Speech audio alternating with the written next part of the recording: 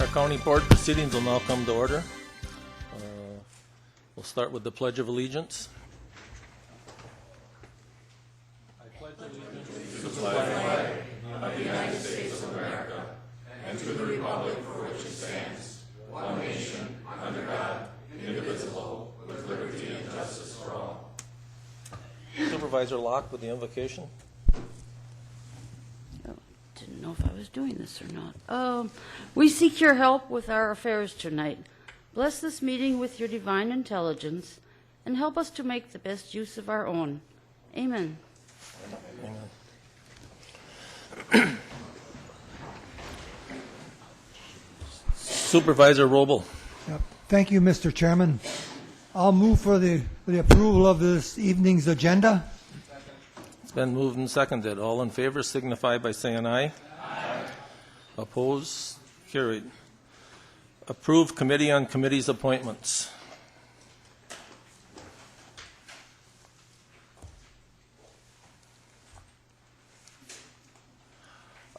I guess I have a question and I didn't catch it. How come that's first? Wouldn't that be after the people are allowed to speak? That was just the way we did it 2 years ago. Okay.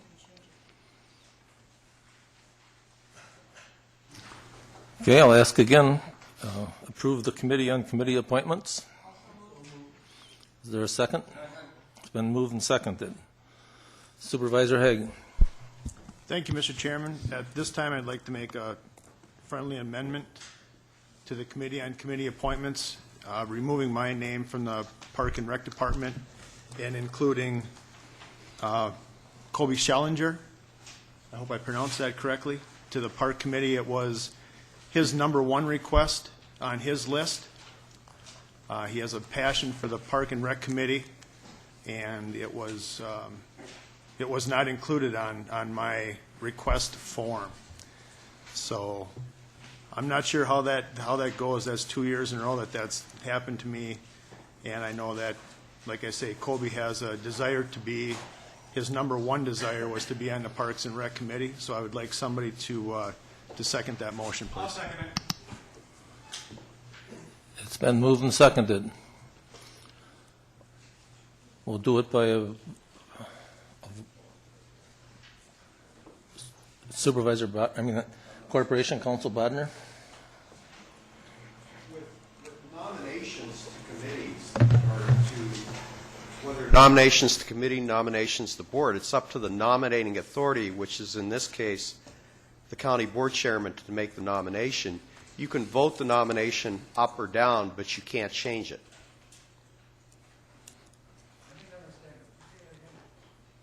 The nominating authority has the right to make a nomination. You can vote the nomination up or down, but you don't have the right to amend the nomination and put somebody else's name in place.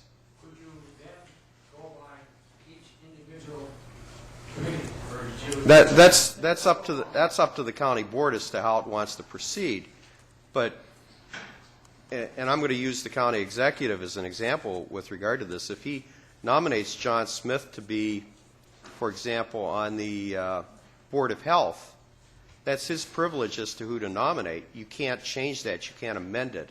It's just like if the president nominated someone to be Secretary of Defense, it's not up to the Congress to change that. They can only you can only vote it up or down. You can't amend that nomination. So I guess where I'm coming from is it's my committee, or I'm on this committee. Not yet. I'm on the committee. I am. No, not yet. You've been nominated. You're not on it yet. You got me. You're the attorney. I'm just supervisor. I mean, But anyway, you were on it last county board. If I understand you correctly, then that what will happen then is the chair of the committee of committee on committees will come back the next meeting with another person for the park? No, it's up to the county board chairman to nominate who's on each committee. So he can do that right now? And that's what he did. He nominated certain people to be on certain committees. He's made that nomination. You can vote that up or you can vote that down. You can do it by committee if you want, but you can't change his nominations. You can only vote aye or nay. If you vote who does he want to change? Mr. Hague? If you want to vote Mr. Hague down as a member of that committee, then it will be up to him to reappoint somebody else. Okay, that's cool. Then you answered my question. I'm fine. Supervisor Farley. Thank you, Mr. Chairman.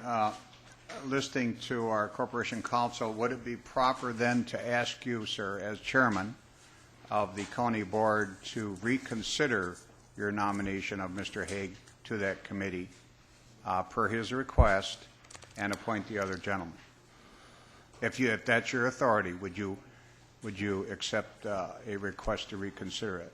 No, I think that's what the way that committee on committees appointed it, and that's the way I'll make that it should stand. I just have one explanation. Before, I had a phone call from Mr. Hague. Before I had put Mr. Tooze on the Parks Committee, and he had expressed some interest to me of being on the Parks Committee. That's one of the considerations that I realize it wasn't on his list, but that's one of the things that was taken into consideration.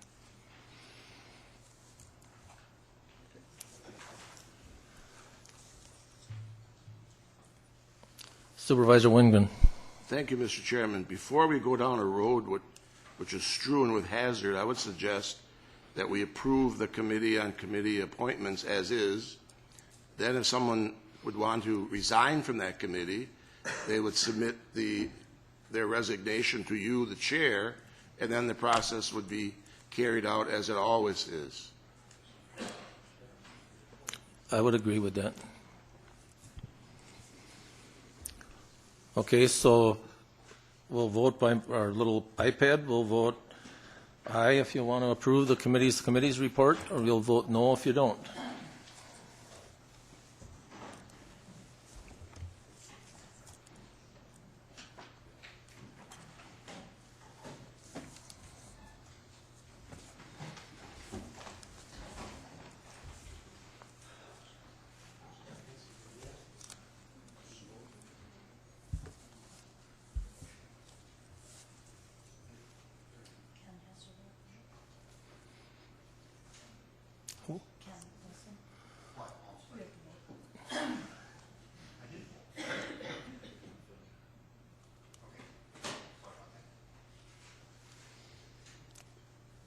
That is passed.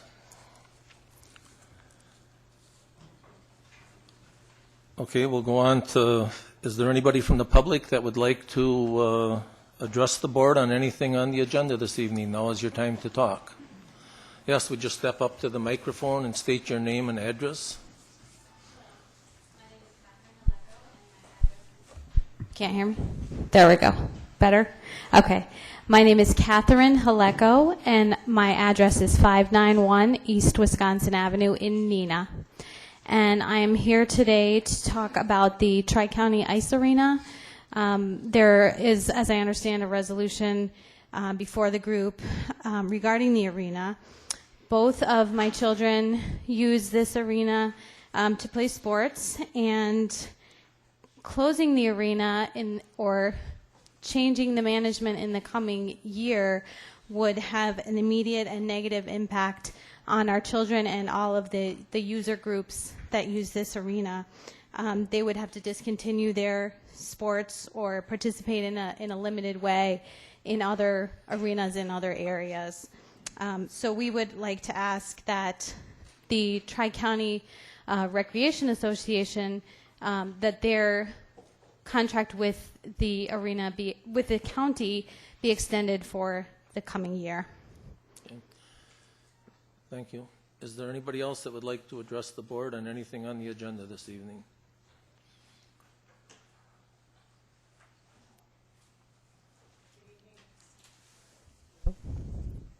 Good evening. My name is Pam Seidel. I reside at 838 Louise Road in Neenah, the town of Menasha. I'm here tonight as the executive director of the Fox Cities Convention and Visitors Bureau. The Fox Cities CVB serves 19 communities in 3 counties, including Winnebago County. The cities of Neenah and Menasha, the towns of Menasha, Clayton, and Neenah all are in our service area. I'm here to talk about the importance of Tri-County Ice Arena from a sports tourism perspective. In fact, the Bureau is currently undertaking an evaluation of facilities in the Fox Cities and their potential to impact sports tourism in the area. The youth sports market is a very large piece of our business in the Fox Cities. We're looking to promote and potentially invest in sports facilities that could help us grow this tourism market. The Bureau maintains a tourism development grant fund whereby we invest in local capital projects with tourism impact. To date, we have invested more than $7 million in local projects in the Fox Cities. That money is room tax money generated by hotel stays from tourism in the Fox Cities. Recently, our consultant met with the current manager of Tri-County Ice Arena and was told there was a real potential for this facility to close as of June 30th. He asked that I pass along this statement to each of you. I do have one concern in regards to the Tri-County Ice Rink facility. The information we have gathered to this point about the future of the facility, and having seen it in person last week, it is our preliminary opinion that shutting its doors in the near future would be destructive to the long-term future of sports and events tourism. It would also negatively impact community programming, which in turn feed regional and national tournaments to the area through the local clubs' national networks. Sports tourism is very important to the economy of the Fox Cities and Winnebago County.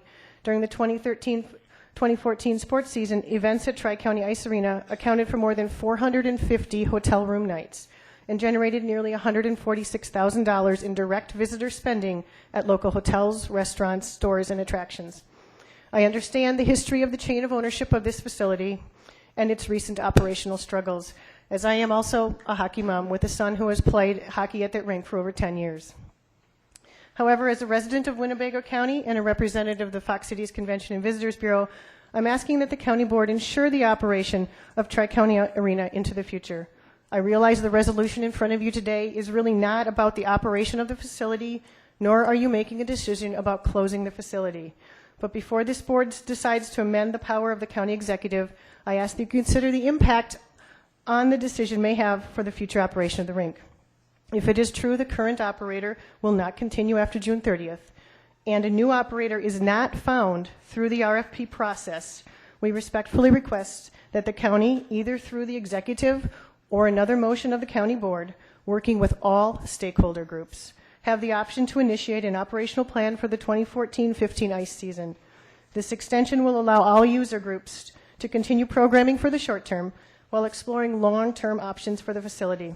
It will also allow the Bureau to complete our assessment of facilities and make recommendations for the future investment in capital projects. The end goal is to keep the rink operating for the best of everyone in the Fox Cities and Winnebago County. Thank you. Thank you. Is there anybody else that would like to address the board? Yes, would you state your name and address? Yeah, my name's Troy. Last name Schwer. I'll just say my address is Tri-County Ice Arena. I coach. You have to bring the mic up. Would you bring the mic up to your? Yep. Can you hear me now? Yep. Okay. I coach the Stars hockey team for the last 13 years, and Tri-County Ice Arena is our home. I'm actually. Okay. I need you to start over with your name and address. My name's Troy. My last name is Schwer. I live in Appleton. However, I coach the high school hockey team that skates out of Tri-County Ice Arena, and I actually run the Appleton Family Ice Center. From a rink manager standpoint, I can't express how important Tri-County Ice Arena continuing to operate. We are at 100% capacity at Appleton.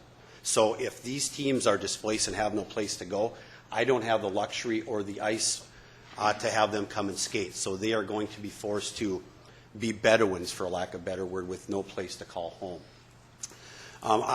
We looked at the RFP, and our organization chose not to put in a bid to run it. Quite honestly, it did not make any financial sense, and I don't think the RFP was thought out very well in terms of how it was laid out, the timing in which it was presented, and us to be able to go ahead and make a decision to run it. With that said, I do think it's important that there's an opportunity to have a one-year lease, because there needs to be a stopgap to possibly continue to run it. And given an organization that short amount of time, and then as of July 1st it's over, there's not enough time. So if you would allow for a year for someone maybe like ourselves to run it, or Fox Valley Youth Hockey, or continue the current management, it would allow everyone to take a year to really understand what is the best course of action to move forward, as opposed to going to a cliff and saying, we have no one that we feel can run it, or have the financial wherewithal to run it, and then what do? We shut the door because that's the easy thing to do. So again, I do think it's important that we have the opportunity to have a stopgap to make sure that it does not close. We don't displace all these folks, and maybe cooler heads can prevail. Maybe the user groups and management can come together and create something that's workable. It's a 12th hour, and I hope cooler heads can make that happen. So again, I appreciate it, and thank you. Thank you. Is there anybody else that would like to address? Okay, come up to the mic. So you have to state your name and address. I might have to squat down to reach this thing. Well, my name is Jim Johnson. My address is 3628 Royal Sierra Trail in Neenah, Wisconsin, which is Winnebago County. And the points have all been very well made by my predecessors here. I'm speaking on behalf of the Neenah Hortonville Menasha High School Hockey Booster Club. We actually play against Coach Schweer's team at Tri-County Ice Arena. It's the home rink for both of us. And, you know, we're really here speaking on behalf of the sport of hockey and figure skating. There's 3 high school teams that play hockey there: the Neenah Hortonville Menasha High School team, the Stars High School boys team, and the Stars High School girls team, in addition to a large youth organization that plays there. So, you know, a hastily made decision at this late of an hour, this close to the start of the hockey season, is going to impact hundreds of youth hockey players, and they're not going to have a extracurricular activity to participate in this winter. One of the high school hockey players is actually sitting here right behind me, Tony Stanzer, and you know, Tony's commitment to the sport is really reflective of the commitment of the players and the families. And so, to echo Coach Schweer's comments, what we're really asking for is an opportunity, as all the organizations, to look at the RFP, and if it is not the county's intention to continue with current management,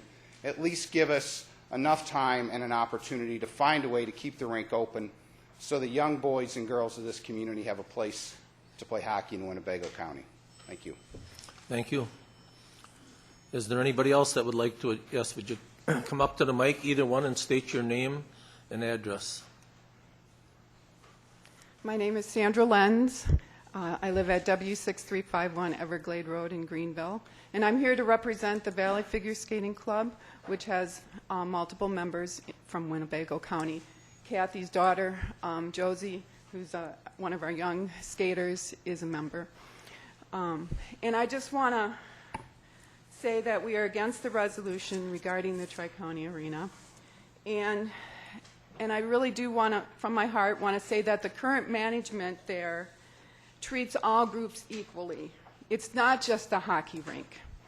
Granted, there's adults and youth hockey, men and women hockey, but don't forget it's a diversified arena.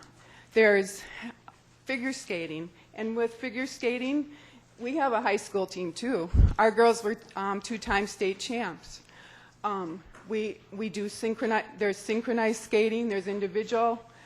And besides figure skating, the rink also has broomball. It has roller derby. It has open skate. You can come and skate just for fun. You can learn to skate. I mean, there's just wonderful activities there. And when there's no ice, the community, even if you don't like to skate, you can come to one of the home shows. You can come to the antique show. You could come to the cat show. I mean, it's just a facility that's for everyone. And so with that, I just want to say, on my way here, I grabbed my daughter's essay that she wrote for school, and the final words of it touched my heart. All of the events I have participated in through skating have helped me become the poised and self-confident person I am today. Skating has taught me the importance of time management, dedication, and perseverance, traits that will help me as a woman in engineering. So don't close it. Don't sell it. Continue to support it. Let it thrive.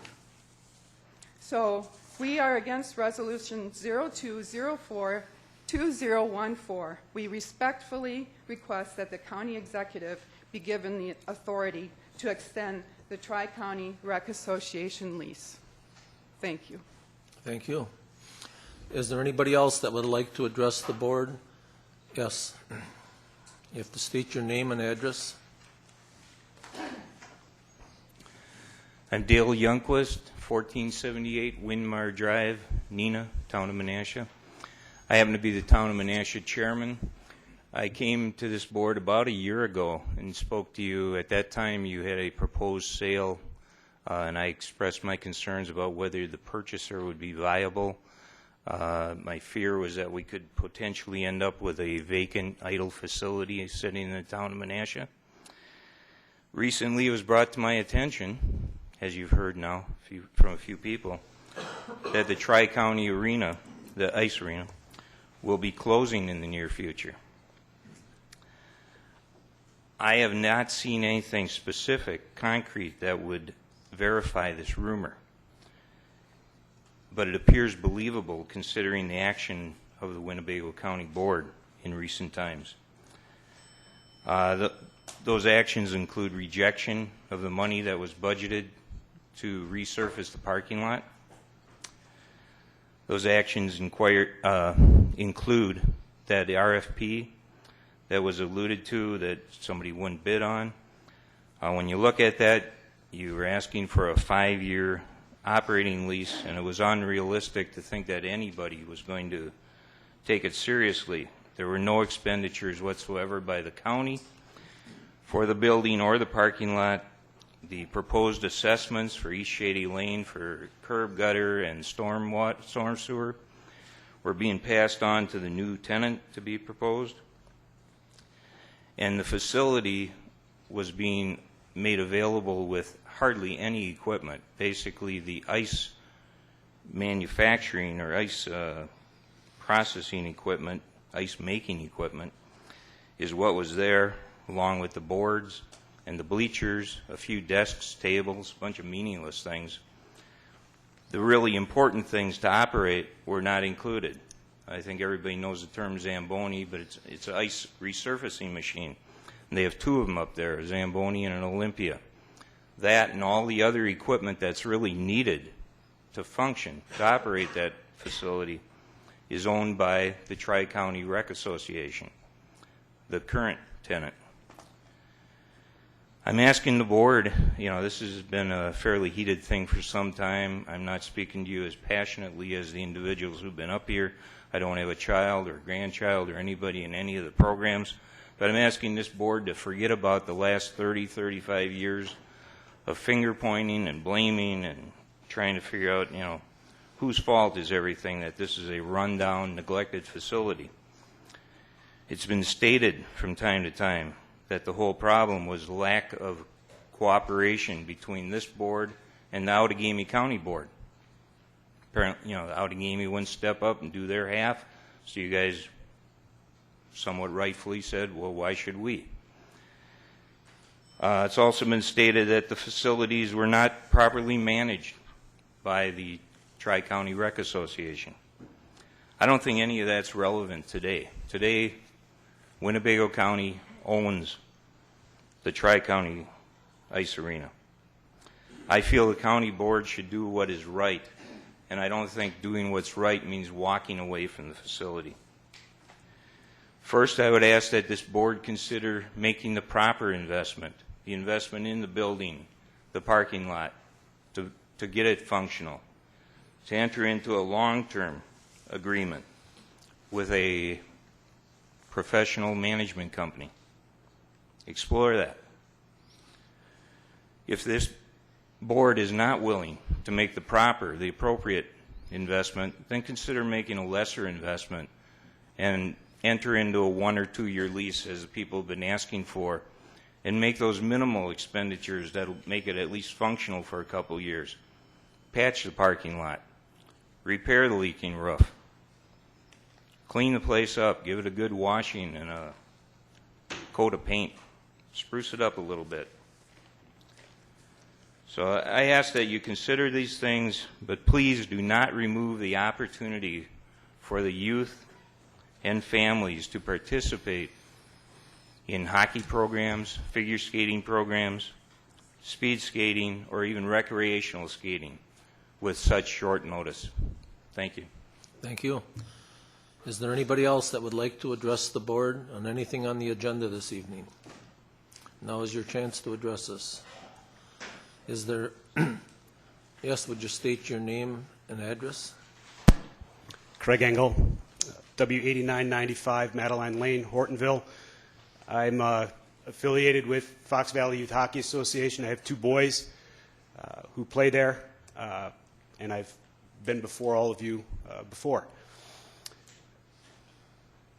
This topic has been in front of the entire board various times, multiple times, over the course of the last 20 months.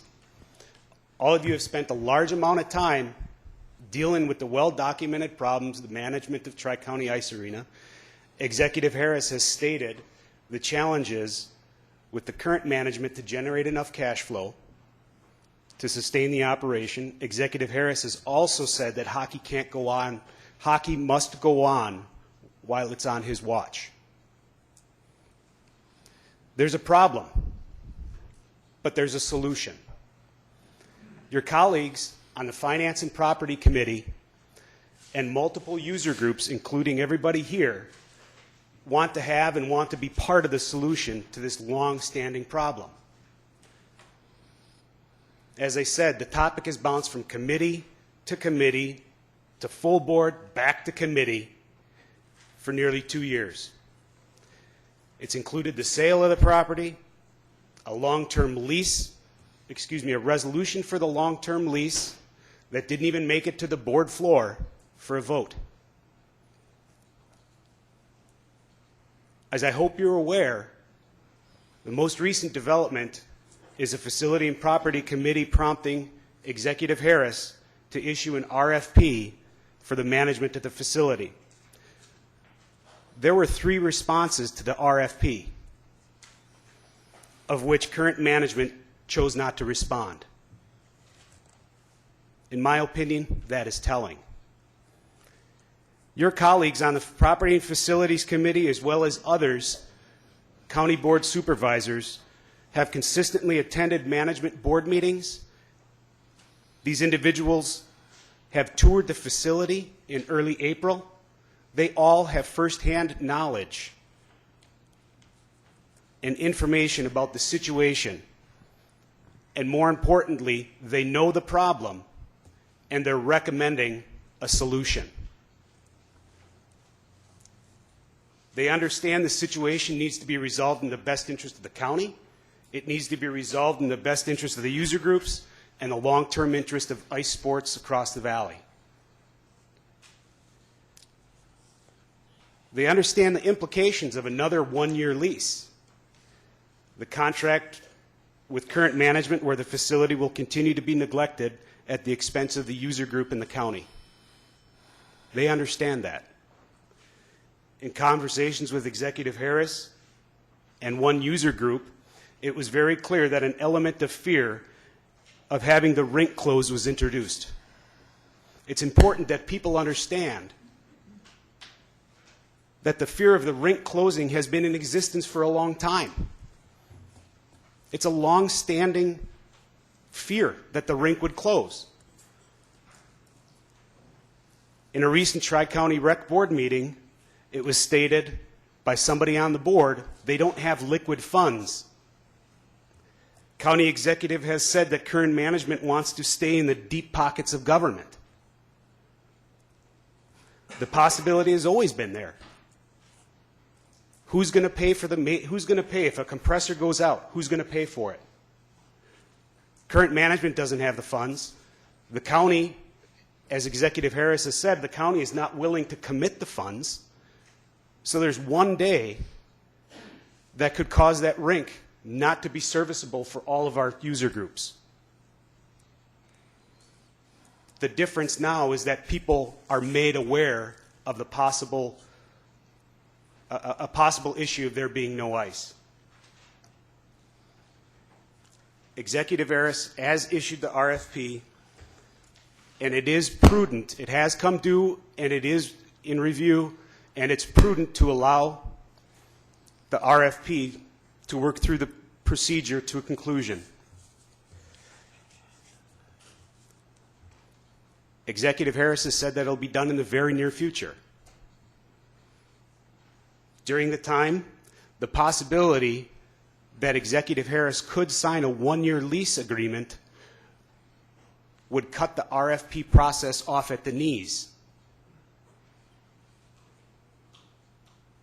While all the user groups may have different perspectives on what the future will bring, I think the unified underlying message amongst all of us is that operations need to continue in a seamless manner.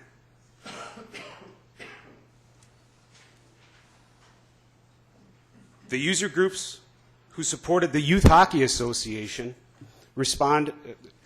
they supported the response of the Youth Hockey Association's response to the RFP. They want to be part of the solution. User groups want to be part of the solution.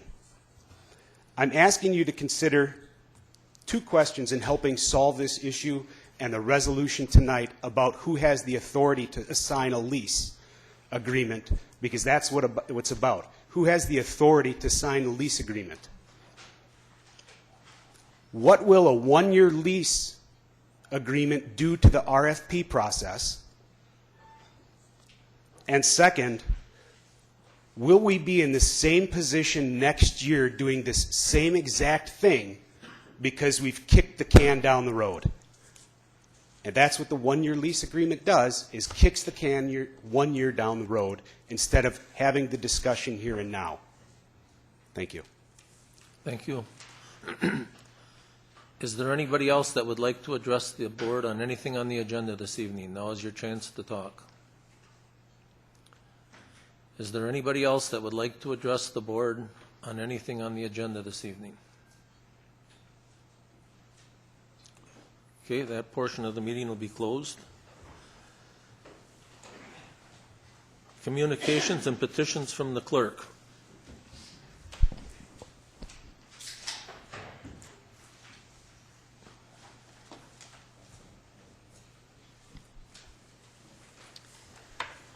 We have a notice of claim from Dorothy Miller for injuries sustained when she fell at the facility on 532 North Main Street in Oshkosh, referred to the Personnel and Finance Committee. A notice of claim from American Family Insurance for Dennis A. Haas for damage to his vehicle that was caused by hitting a pothole on a county road, referred to Personnel and Finance. And a notice of claim from Crail Camp Trucking for damage to a Crail Camp truck when an overhead door at the landfill closed on it, referred to the Personnel and Finance Committee.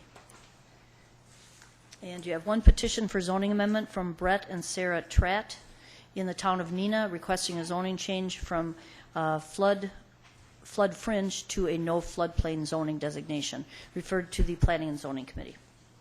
That's all. Okay.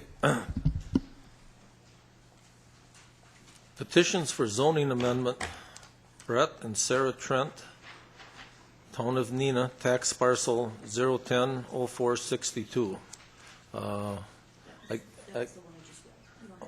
So we don't have to vote on it? Okay.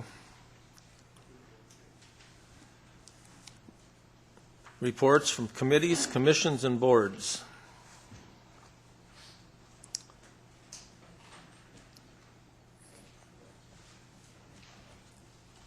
Okay, I guess there are no reports. Approval of March 11th and March 18th, 2014 proceedings. It's been moved and seconded. Are there any additions or corrections on the minutes? All in favor signify by saying aye. Aye. Opposed? Carried. County Executives Report.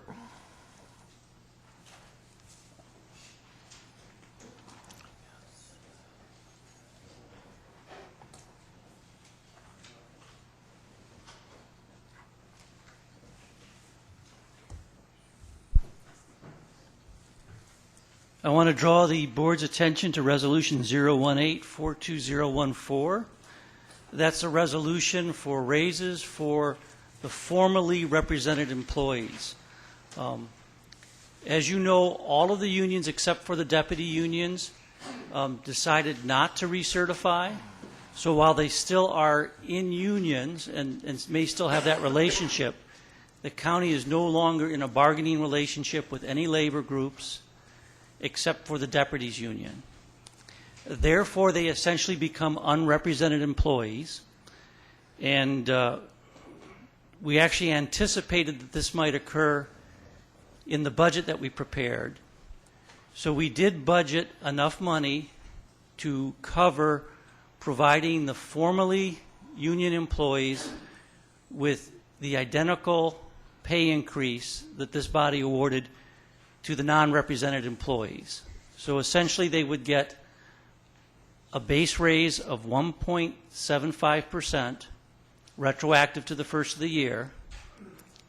And if they're below the midpoint for their salary position, they would receive an additional 1.5%. We believe about half the employees would qualify for that. So that brings the average raise to about 2.25% for 2014 for those employees. I would urge that to be passed.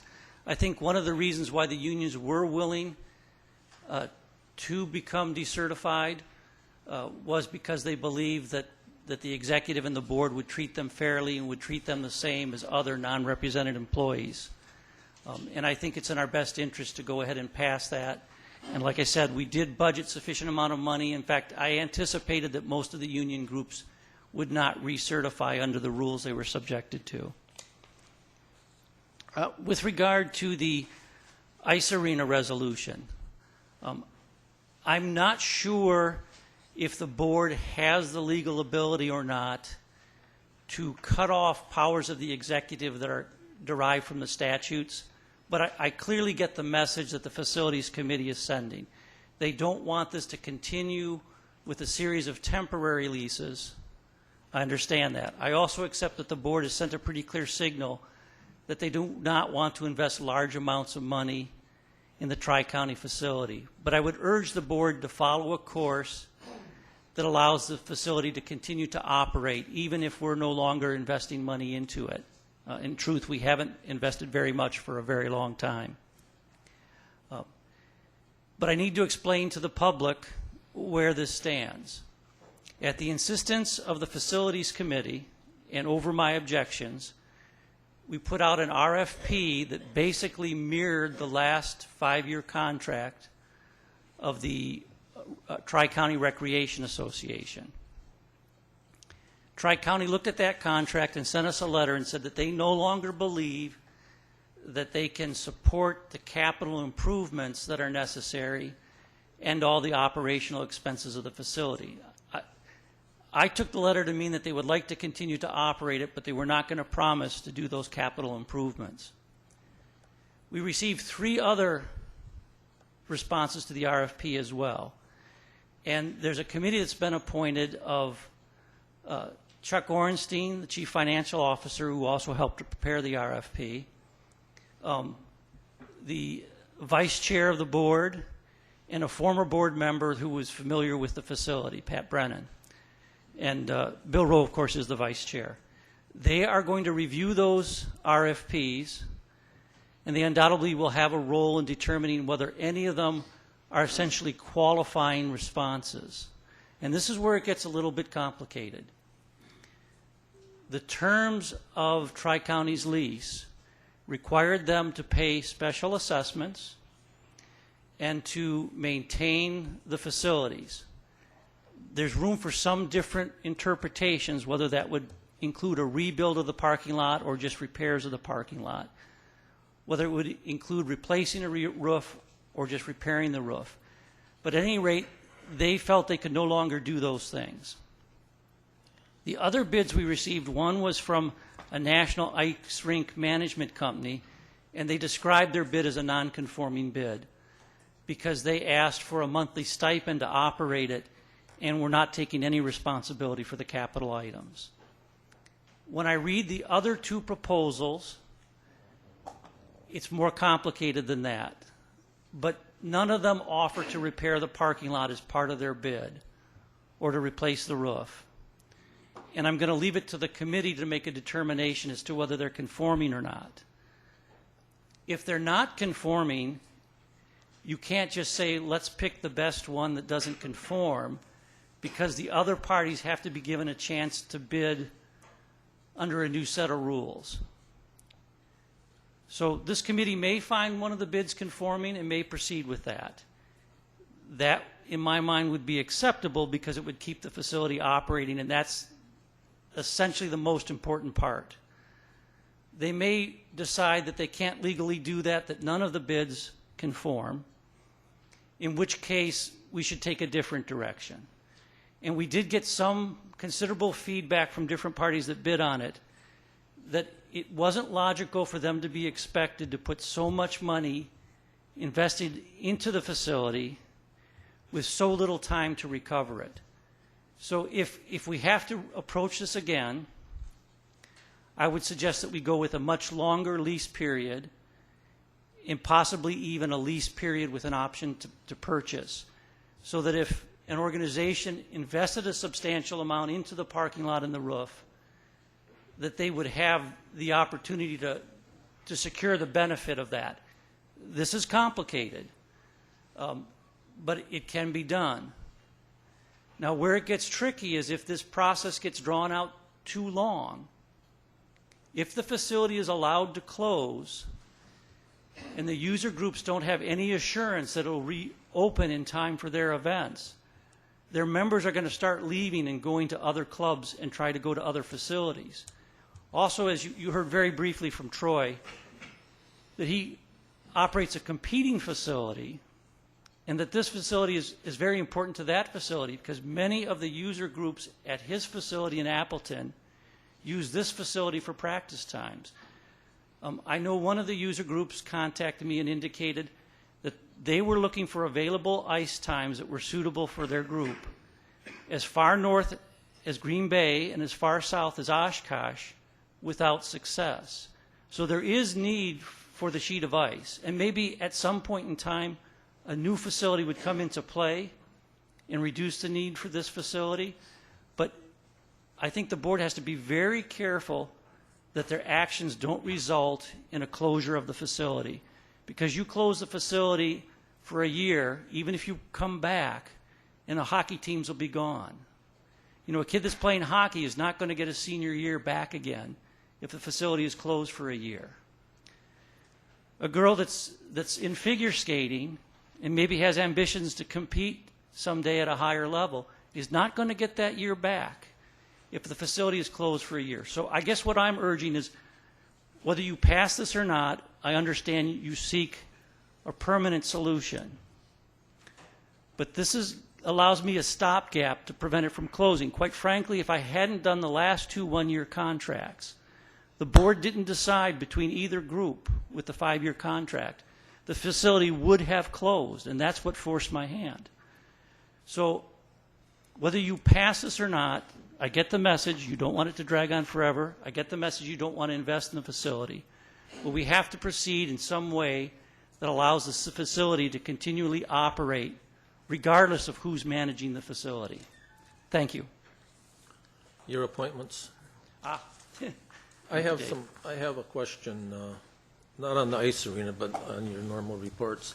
Normally, I think we appointed commissions and boards on this appointment. I was wondering why the holdup is, or what's going on with that, or no. when you will be appointing them, or? Yeah, actually, for about 9 years now, I've always done my appointments after I'm supplied with the appointments for the board, and it's normally taken me at least several business days to do that. And then As you know, you gave me those reports. I understand. Late before Easter. But I want you to acknowledge that I came to you after the Committee on Committees met and said, these number of people are not on a committee. I don't consider, I look at it as assignments.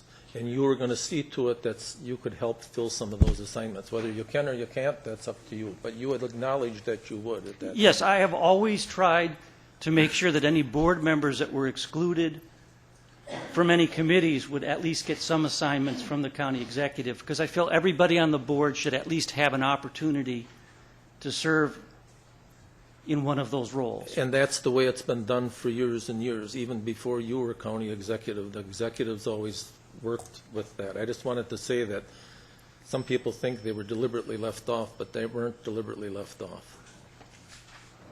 Certainly. I do have one appointment, and thank you for reminding me of that.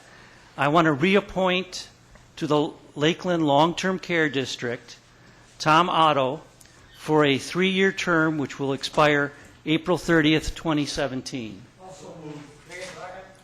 It's been moved and seconded. All in favor signify by saying aye. Aye. Oppose? Carried. Thank Well, you. I don't have much to report other than after the Committee on Committees met, it's been a hectic week, but as my wife says, you asked for it, pull up your pants legs and get going. But I just have to say that April was a good month. We have 6 birthdays: Supervisor Widener's birthday, Shannon Gilson's birthday, Paul Eisen's birthday, Nancy Barker's birthday, Susan Locke's birthday, and David Albrecht's birthday. And my wife, unbeknown to me, sent a cake for us to celebrate. So when we get to the end here, for the recess to appoint committees on committees, we'll also take a short break. That's the end of my report, but there will be no roof maintenance report. Will be done at the special orders meeting in May from Mr. Elder. So we will recess to appoint the committees on committees. Everybody has the list there, so some of you that are on a couple committees will have to go back and forth, and you'll appoint the officers of that committee. Thank you.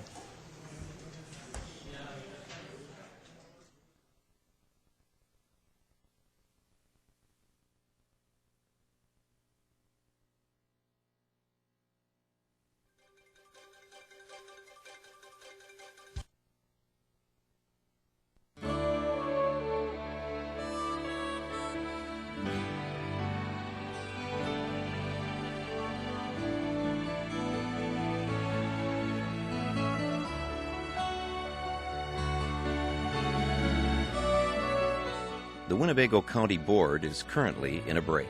Please stay tuned for continued coverage.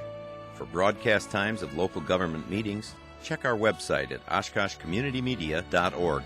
You're watching City Cable 10, your source for government programming in the Oshkosh area.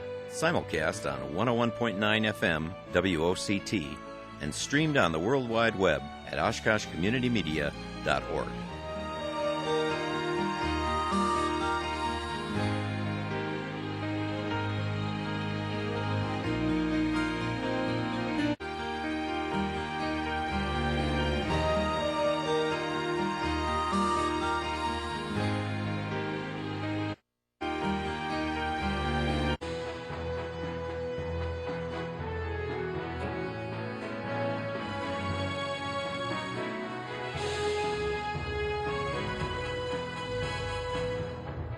The Winnebago County Board is currently in a break. Please stay tuned for continued coverage. For broadcast times of local government meetings, check our website at oshkoshcommunitymedia.org. You're watching.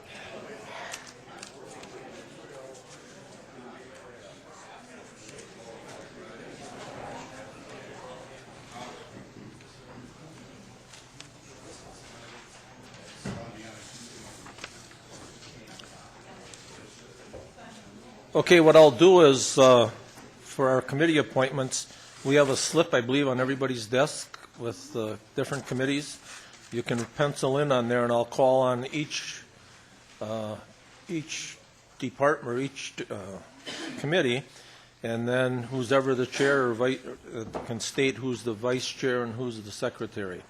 UW Extension and Agriculture Committee. Supervisor Widener. Thank you, Mr. Chairman. Chair will be Tom Widener, Vice Chair will be Nancy Barker, and Secretary will be Ron Hardy.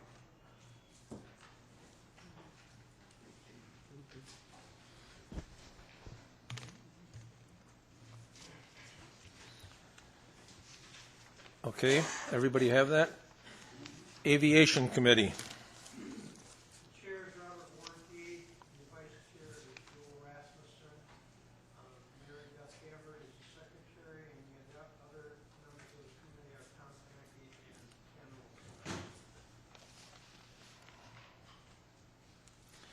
Facilities and Property Management Committee. You can all probably hear me. I will be the chairman. Tim Hamlin is vice chair, and Bill Wingren is the secretary of facilities.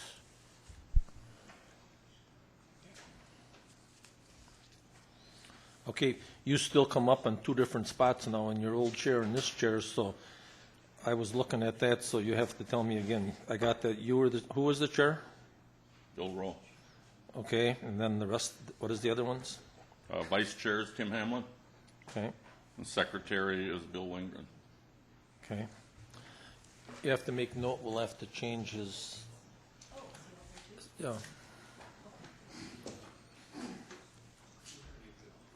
Highway Committee. Ken Roble is the chair, Tim Hamlin is the vice chair, and Robert Warnke is the secretary.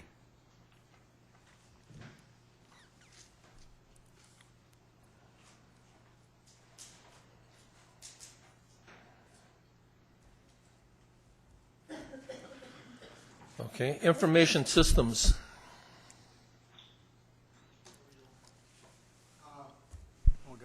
Here we go. Myself, Lawrence Smith, is the chair. The vice chair is, oops, wrong sheet. Okay. Vice chair is Ron Hardy, and Brady Kyle will be secretary.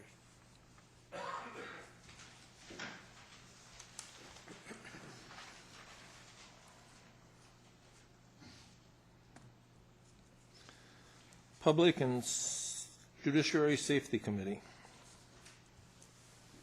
Supervisor Wingren. Chair Wingren, Vice Chair Tom Ellis, Secretary Larry Smith.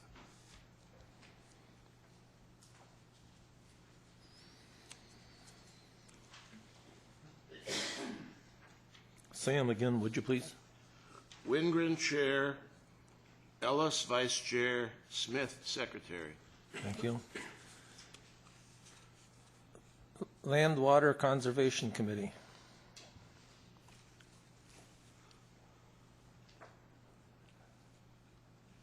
Supervisor Fari. Thank you, Mr. Chairman. Myself as chairman, and I wish to thank the committee for their continued support. Tom Schneider will be vice chairman of the committee. Nancy Barker will be the secretary of the committee. Thank you.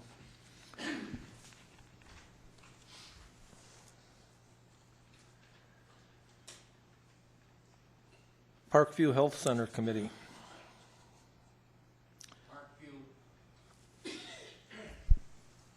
Parkview Health Center, Tom Ellis, Chair, Mary Beth Gabbert, Vice Chair, Larry Luttenschlager, Secretary. Okay. Parks and Rec Committee, go ahead. Chair, Jerry Finch. Vice Chair, Tom Konetsky. Mike Norton, Secretary.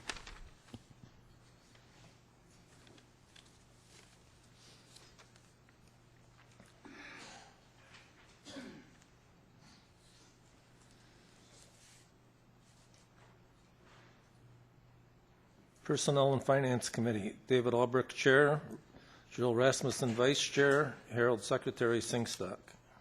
Harold Singstock. Planning and Zoning Committee. Chair, Tom Egan, Vice Chairman, Lawrence Kircher, and Secretary is Mary Beth Gabbert.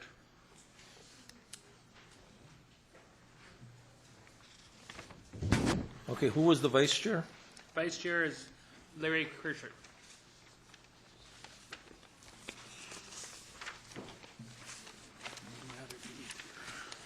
Okay,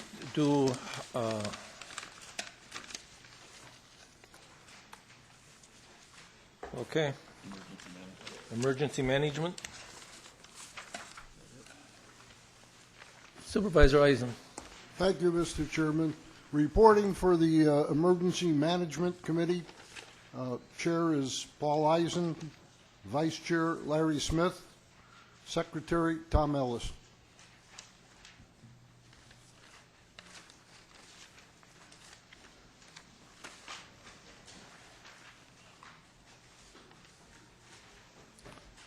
Okay, is that it?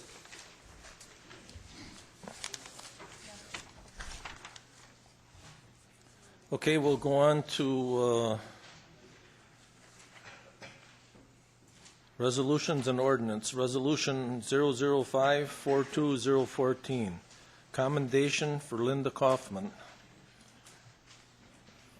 Supervisor Rasmussen. Thank you. Move for resolution 005-42014. It's been moved and seconded. All in favor signify by saying aye. Aye.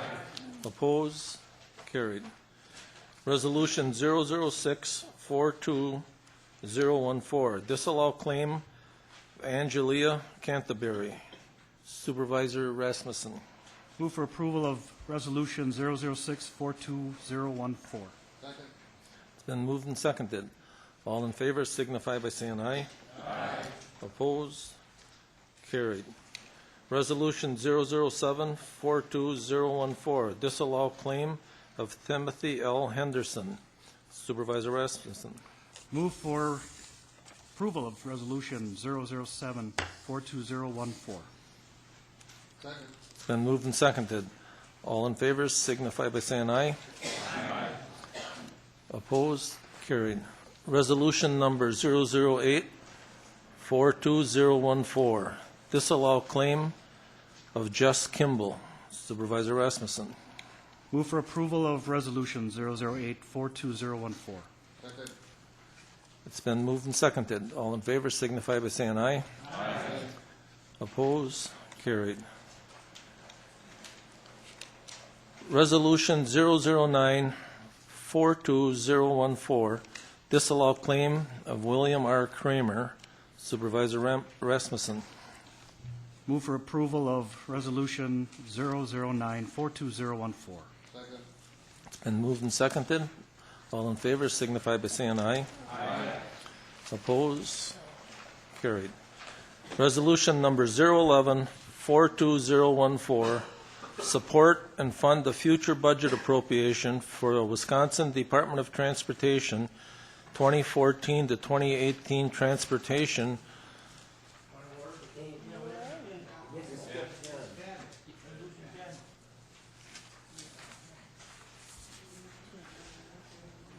Okay, I apologize. Resolution number 010-42014 recognizes additional revenue from conference reimbursement in the Sheriff's Department 2013 budget and apply to the travel expense category to cover overages in travel expenses during 2013 associated with training conferences.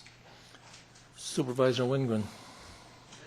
Chairman, I move approval of Resolution 10-4-2014. It's been moved and seconded. All in favor signify by saying aye. Aye. Oppose? Carried.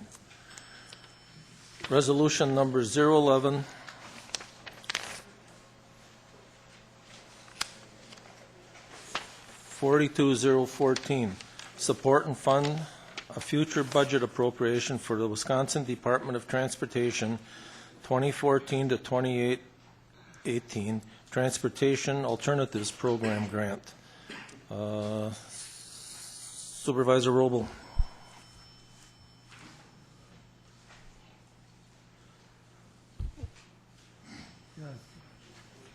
Thank you, Mr. Chairman. I'll move for the approval of Resolution 012-42014. Been moved and seconded.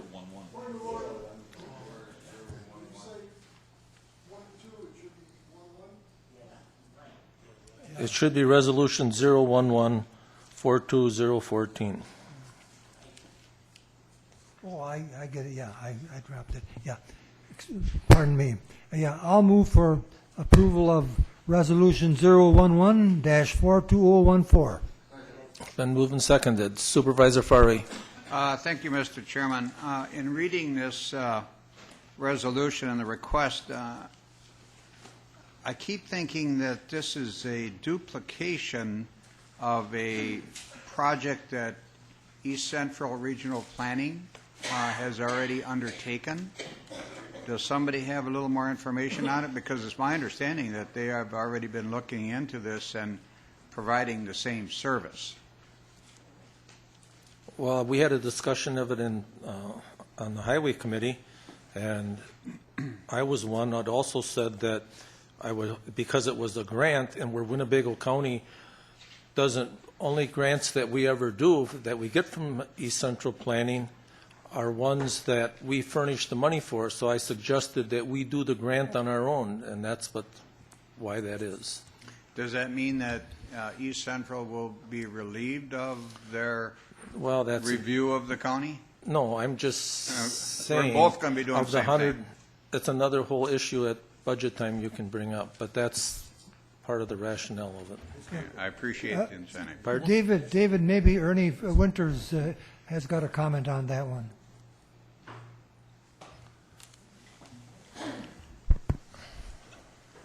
There is an ongoing East Central Regional Bike pedestrian accommodation study going on. It's a 3-county study that's being done primarily in the urban areas. This grant will address more of the rural areas, specifically in Winnebago County, and it will look at areas that aren't being touched in the East Central process. Thank you for your response. Would I interpret that to mean that we're going to be looking at county roads in the rural areas specifically? No. All roads? Any road that seems like it would fit within the parameters of, the reasons why you'd put in a bike path. Okay, so that would be town roads and county roads out in the country. It could certainly be town and county both, yes. Okay. Thank you. Supervisor Schellinger. Mr. Winters, what counties is East Central looking at? Calumet, Outagamie, Winnebago, and there may be a fourth. It might be Fond du Lac. So if they're only looking at urban areas, this is good. This would be the proposal that would help with providing bike trails to the rural areas. Correct. It'll identify, let's say, opportunities or good places to make those bicycle connections. And that's a major divergence from where East Central is looking. Yeah, they're looking at different areas than we'll be looking at. Thank you. You're welcome. Supervisor Gabbard. Just a quick note on line 34. I'm thinking there's an error.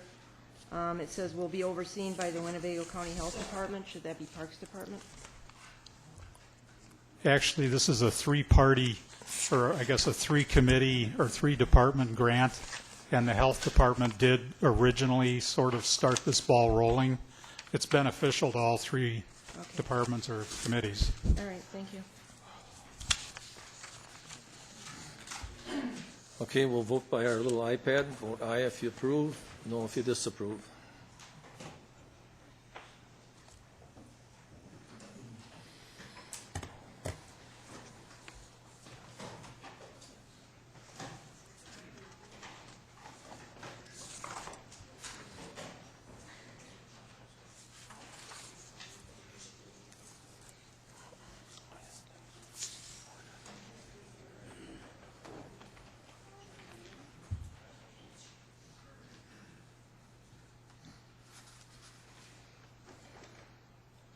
That is passed.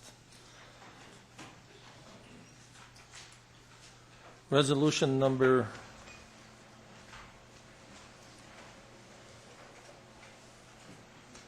012-42-014. Authorize the transfer of $3,100 to the 2013 County Executive Budget regular pay account to cover overages that occurred during 2013. Supervisor Rasmussen. Thank you. Move for approval of resolution 012-42014. Been moved and seconded. All in favor signify by saying aye. Aye. Oppose? Carried. Resolution 01342 014, appropriate and transfer $220,000 to the depreciation expense and water and sewer account of Whitman Regional Airport's 2013 budget to cover overages of $110,000 in depreciation and $110,000 in sewer and water. Supervisor Warnke. I move for your approval of 013-42014.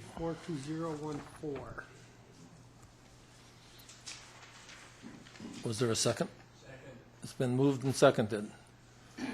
Supervisor Fari. Thank you, Mr. Chairman. I took the opportunity today to call the Finance Department, and I spoke to Doug, I believe it was. My question was, what is a depreciation expense account? And after a lengthy explanation, I still don't understand it. Because of all the years I've been doing this is a new term to me. The explanation was, if you buy a piece of equipment, let's say for $100,000, and you depreciate it over 10 years, that's a $10,000. Now, to all of us that file taxes, that would be a tax deduction.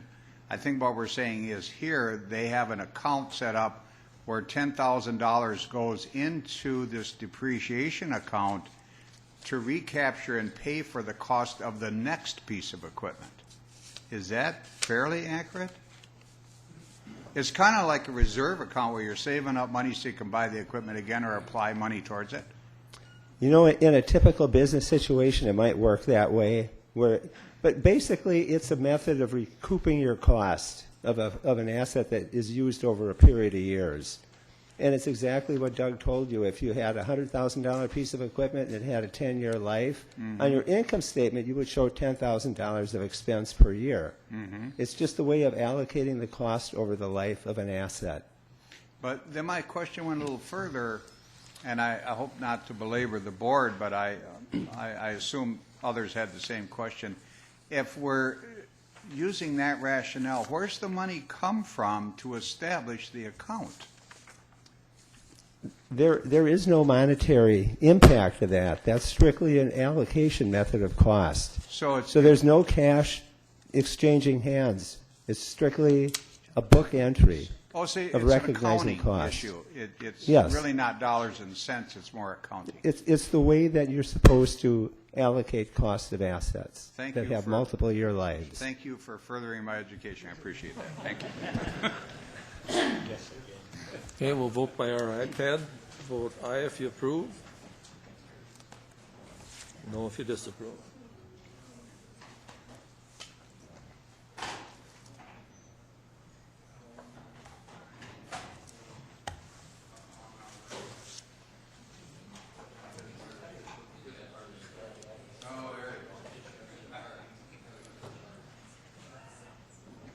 That is passed.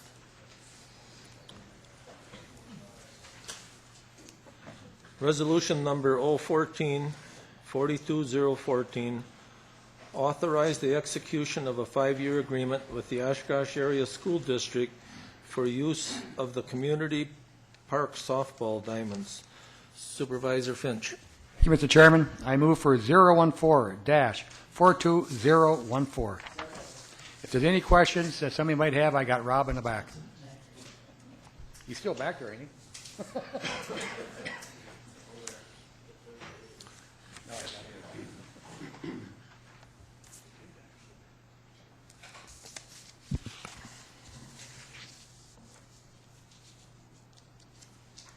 All in favor signify by saying aye. Aye. Opposed? Carried.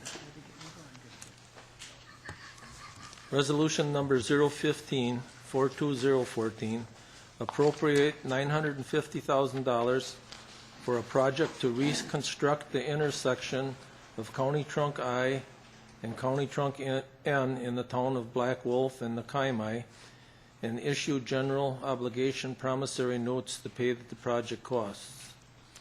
Supervisor Robel. Thank you, Mr. Chairman. I'll move for the adoption of Resolution 015-4201. Been moved and seconded. We'll vote on our little iPad again.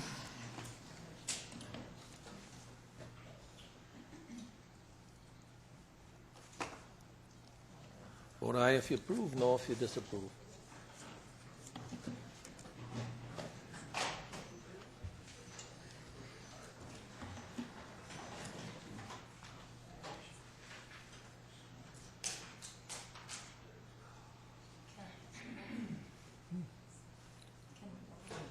Supervisor Neubauer, your thing didn't go on. Your pad didn't work.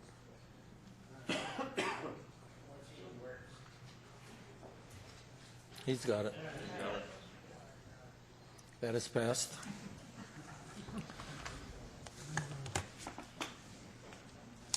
Resolution number 016-42014, authorize the execution of an airport lease between Janie G. Aviation Incorporated and Winnebago County.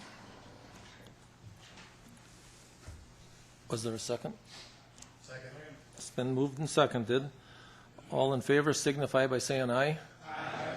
Oppose? Carried. Resolution number 017-42014, amend Chapter 24 of the General Code of Winnebago County entitled Whitman Regional Airport Zoning Code. Supervisor Warnke. I move for your approval of 017-42014. Second. Been moved and seconded. Supervisor Farley. Thank you, Mr. Chairman. I would like to ask the new chairman of the Planning and Zoning Committee to give us a little overview of this. It obviously has to do with the height of apartment buildings, apparently. Well, thank you, Supervisor Farley. Your day's coming. I'm in trouble. Yes, it is true, but I will honestly say I cannot answer all of it. I'm sure Rob was in on some of this, being that the Parks is up on part of this. If you notice, the Winnebago County Parks Department Director is the one that's on the bottom there. So I am going to turn back to Rob, since Jerry always does that. Where's Jerry? Maybe he left already.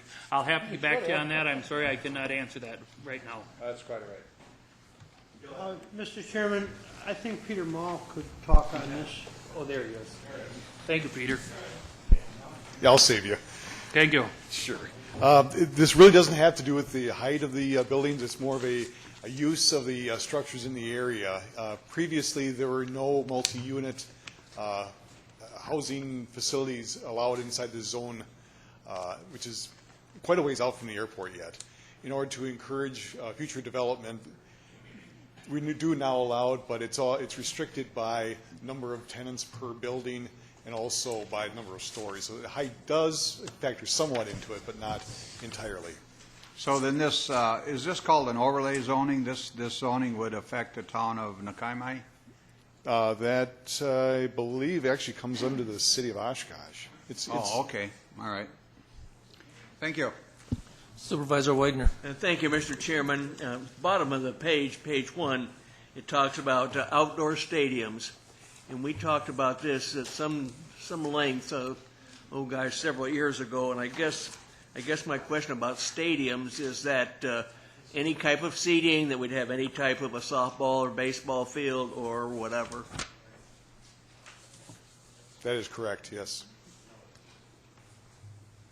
Corporation Counsel says no. I don't agree. Stadium's got to be an enclosed structure. A ball field with a couple bleachers on it is not a stadium under the dictionary definition, and they did not define it any more than that. And you folks did decide a couple years ago that having ball fields out there, in this area is not a stadium.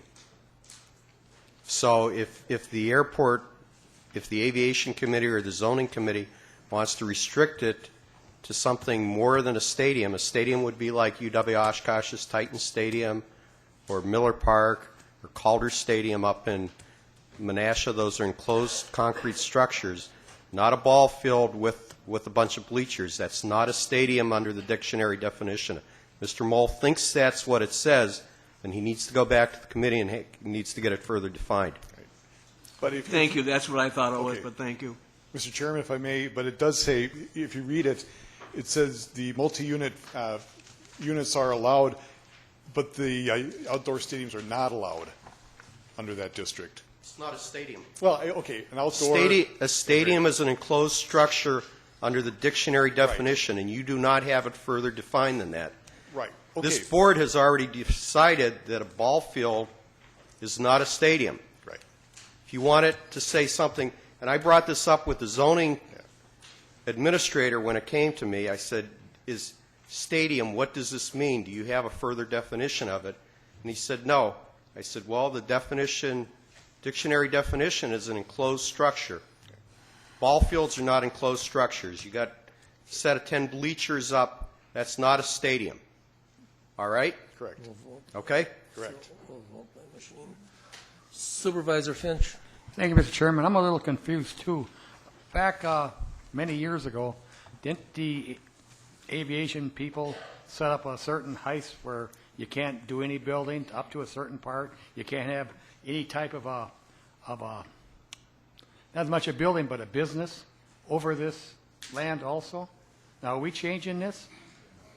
And if we are, I guess, why would we try to supersede what the people actually want and for the protection of our own people? I guess I don't understand that part. Supervisor Widener.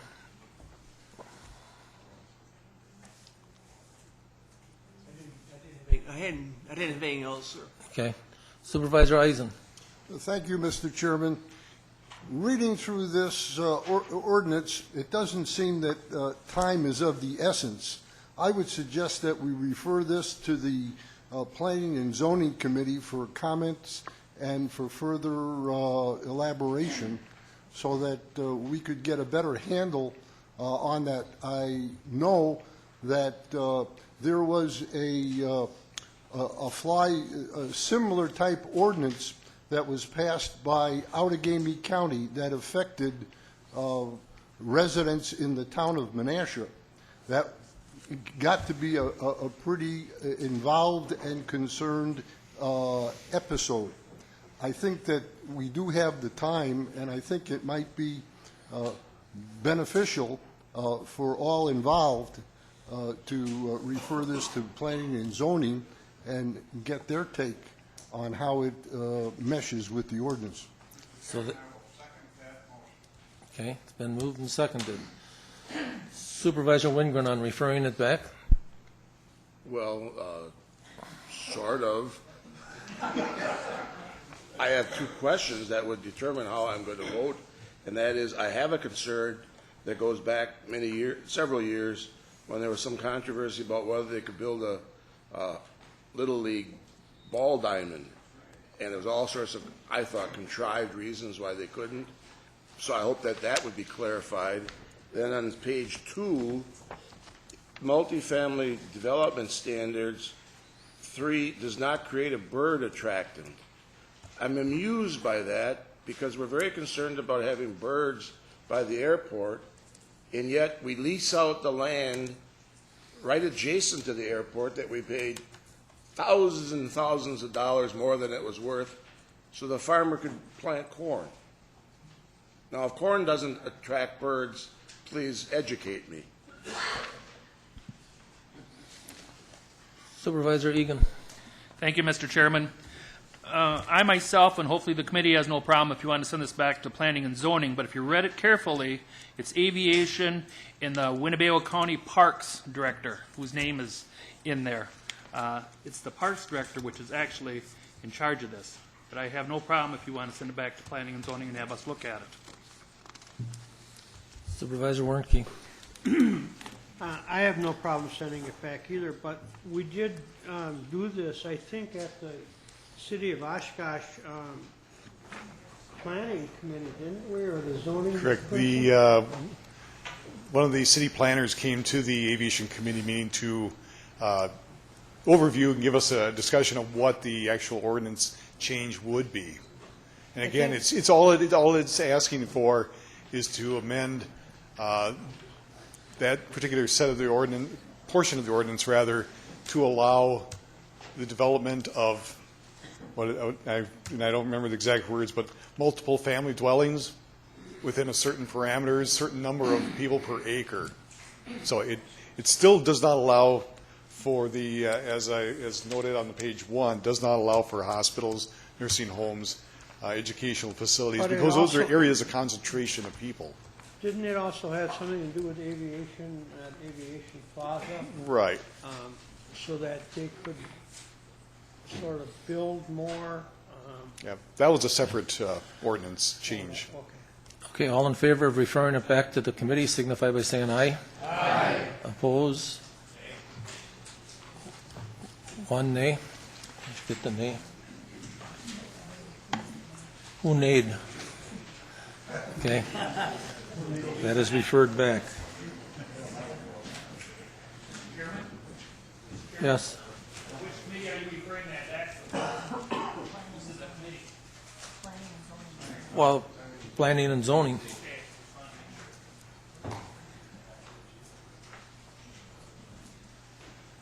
Resolution number 018-42014, adopt revisions to pay schedules for the employees of the courthouse and Human Service Department, Parkview Health Center, and Highway Department, as well as bridge tenders, and professional dispatchers. Supervisor Rasmussen.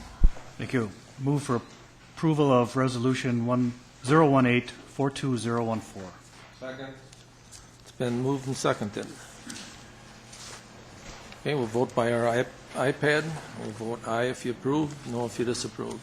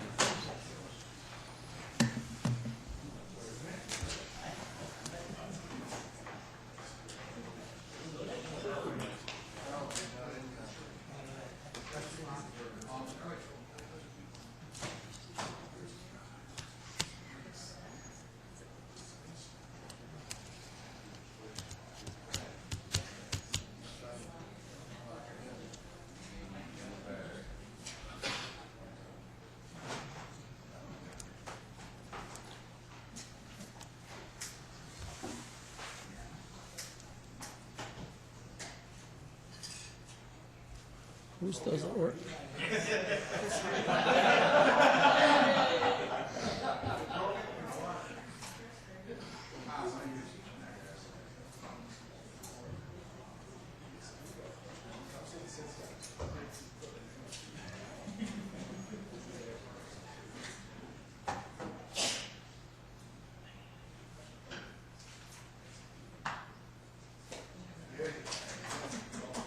That is passed.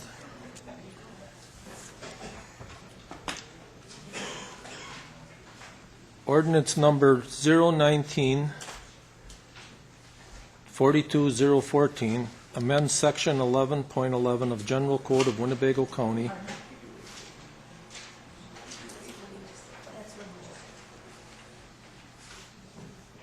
Ordinance number 019-42014, amend section 11.11 of General Code of Winnebago County, amend Appendix A, Winnebago County Public Health Department permit fee schedule. Board of Health, Supervisor Ramos. Thank you, Mr. Chairman. I move for approval of Resolution 019-42014. Second. And just a couple of comments. If you recall, we actually review this permit fee schedule annually. And the intent of it is that we balance the revenue with the expenses, in other words, making it cost neutral. So if you look at the top right of the chart of the fees, you'll see that the projected expenses with this permit fee schedule would be $291,000, and the estimated revenue would be $295,000. So the whole intent of it is that there's not a profit, but you are meeting the expenses of the program. Just a couple to highlight that we've discussed before in regards to the nonprofit temporary permit as well as the temporary restaurant nonprofit permit. We've had a fair amount of discussion in regards to those permit fees in the past. If you take a look at the nonprofit temporary permit, which is 3 days or under, the recommended fee is $25. Last year, that was $20, so it's a $5 increase. And even at that rate, understand it still actually does not cover the cost of issuing that permit. The other fee to note that we've talked about to a fair degree in the past is a related temporary permit. That's the temporary restaurant nonprofit for those events when it's more than 3 days. And that could be 4 or more separate days, or it could be 4 all at once. And currently that's at $75, and the recommended amount is just to go up by $5 to the $80 limit, from the 75 to the 80. And the only final point I want to make is this question's come up in the past.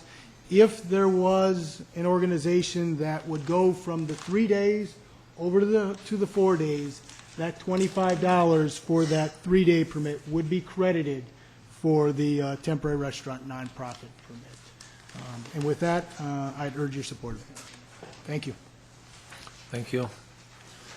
Supervisor Eisen. Thank you, Mr. Chairman.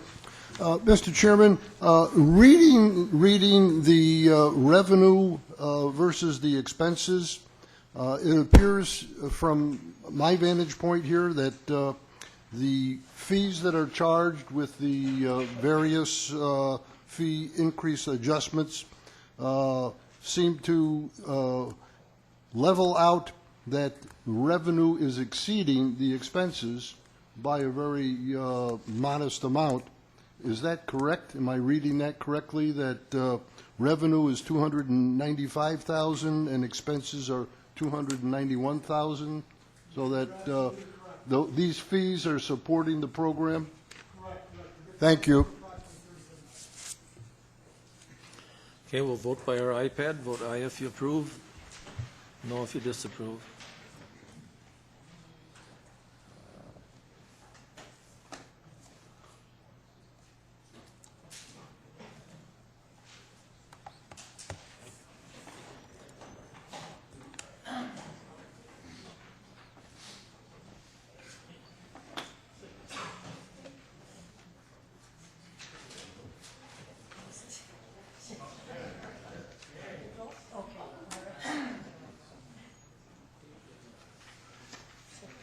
That is passed.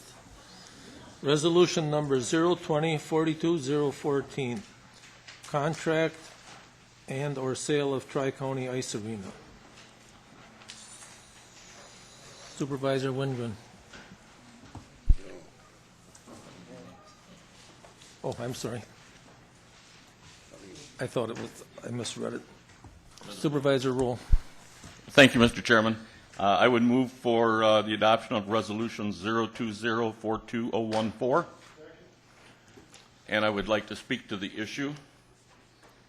Like most of you, we started getting emails over the weekend. I was very curious for 2 or 3 days why we were getting these emails, until at 9:53 this morning I received one, and the first sentence said, "I am sending this email, reference Resolution 20, concerning the closing of the Tri-County Ice Arena." Nothing could be further from the truth. This resolution doesn't speak to closing it. It doesn't speak to assigning the lease to anybody. All it does is revert back to the way things were for 35 or 40 years. For 35 or 40 years, this county entered into 5-year leases with an agency that ran the ice arena. Those 5-year leases had to be approved by this board, and everything worked fine. 2 years ago, the county executive unilaterally decided to extend it by way of a 1-year lease. And a year ago, he did the same thing. He extended it by a year. There were provisions in those 1-year contracts that weren't in the best interest of Winnebago County. Therefore, the purpose of this resolution is to revert back to the way it was for 40 years, and any contracts, whether they're leases, whether it would be a sale, it would have to come before this board. Thank you. Supervisor Olson. Thank you, Mr. Chairman. I'd like to just read a brief statement regarding this because it seems like whenever the words Tri-County Ice Arena are spoken, a great deal of emotion occurs because of sensitivities regarding the building and who's running it and everything. But like my colleague, Mr. Rowe, I was caught off guard by the emails we received regarding a pending sale of the Tri-City Ice Arena. And I called Bill this afternoon to confirm whether he was getting the same thing, and we had a brief discussion about it. I wanted to make sure I understood what this resolution was about. And the pending resolution does nothing of the sort. It certainly only seeks to give the authority of the ice arena back to the county board as it was originally charted. I've been on the board now for 17 months. This issue was front and center at that time because there was not a consensus about what to do with the facility going forward. Without rehashing everything that has subsequently followed, we are, from my 17-month perspective, still trying to seek closure regarding the future of the arena. Some board members, to their credit, have been persistent with regards to the ongoing status of it. A new lease or a current lease or a new lease was extended with the current management group of the ice arena, yet nobody on this board apparently has seen it. Last week, I posed the question regarding operations oversight. No one on the board, as far as I know, has any familiarity with any kind of financial report. We do not know if the arena is making money. We do not know what fees are being charged to what groups and to what amount. We don't know what the anticipated expenses will be projected to be, say, 5 years from now. That's why I'm thinking or recommending that a subcommittee of the P&F committee be formed to oversee the business aspect of the arena with monthly revenue and expense reports on a balance sheet based on an actual operations budget, which would be reviewed and approved by the full board at the annual budget meeting. The ice arena should not be treated as an independent entity accountable only to the county executive. The board has a right and should be demanding a seat at the table. How can anyone responsibly vote on issues relating to the ice arena when critical information is being kept from the board? Therefore, I wholeheartedly support this resolution, if for no other reason than to be privy to what the heck is going on. Thank you. Supervisor Hardy. Thank you, Mr. Chair. Can I ask what the current lease, when the current lease expires? Can anybody answer that question? Supervisor Rowe.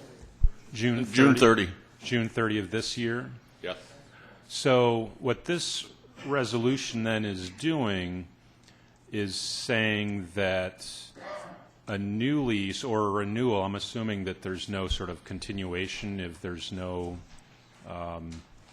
if there's no discussion of the lease being renewed, it doesn't automatically renew, correct? So then what this resolution is doing, if I understand correct, is saying that a new lease can only be authorized by this county board. Is that would be correct, right? So this is April. We have a meeting in May. We have a meeting in June. This board has been very uncertain in its support for the ice arena. I think that's disappointing. But besides that fact, if this resolution is passed, it is very possible that this board will not renew a lease for that ice arena, in which case there would be nobody managing that ice arena beginning in July. And that is the beginning of this new season for the schools who are working on schedules, I'm assuming. So I think the concern that I'm hearing from people that this resolution could result in the closing of the ice arena is not that far from the truth. If this resolution is passed, and this county board, which the resolution indicates clearly, has shown time and again that it does not want to pay any money towards this building, it does not want to pay any money towards the upkeep of the building it owns. This board clearly does not want to be running this ice arena, unfortunately, and it will likely close at the end of June if this resolution is passed. So I'm going to oppose this resolution just based on that, because I don't have faith that this board cares about that ice arena. Whereas I think the county executive has indicated that he will continue to support some management of the ice arena. So that's where I'm standing on this. Thank you. Thank you. Supervisor Knitsky. Thank you, Mr. Chairman. Vice Chair, I think you made some statements that you said the county exec extended 2 one-year leases, and in those extensions were a number of items that were negative to the county, Winnebago County. Can you elaborate on that, please? I know one of them by heart. The other one, if you like, I'll look up. The file is getting thicker. The one that most concerned me and a number of other people was during the process over the last 2.5 years, when it started with Supervisor Warnke and I bringing forth a resolution to explore the divestiture. We found out that through looking at the one-year leases, and Supervisor Gabert, just so you know, I have seen every lease. I am very sorry that you folks haven't. It bothers me to death that a year ago this month, a 5-year lease agreement was brought before this board, and when it was asked what's in it, we didn't have a copy. To your question, the one thing that I remember that changed in one of those one-year leases was that it used to say if the Tri-County Ice Arena is sold during the period of that lease agreement, the lease would be null and void, and the leasee, who is currently Tri-County Rec Association, would have to leave. What was changed in one of those one-year leases was they wouldn't have to leave. Well, who, in goodness sakes, would want to buy the facility and let the current management continue managing it? I mean, that was a serious detriment. Another one, and I'll look it up if you want, Supervisor Konetsky, another one was that certain items that belonged to the county, one word was changed, and it said that those items now belong to the leasee.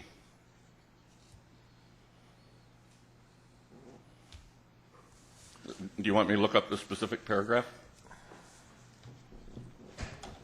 Vice Chair, I believe that I'm referring to the contents, like the Zambonis and furniture and that kind of stuff. No. Okay.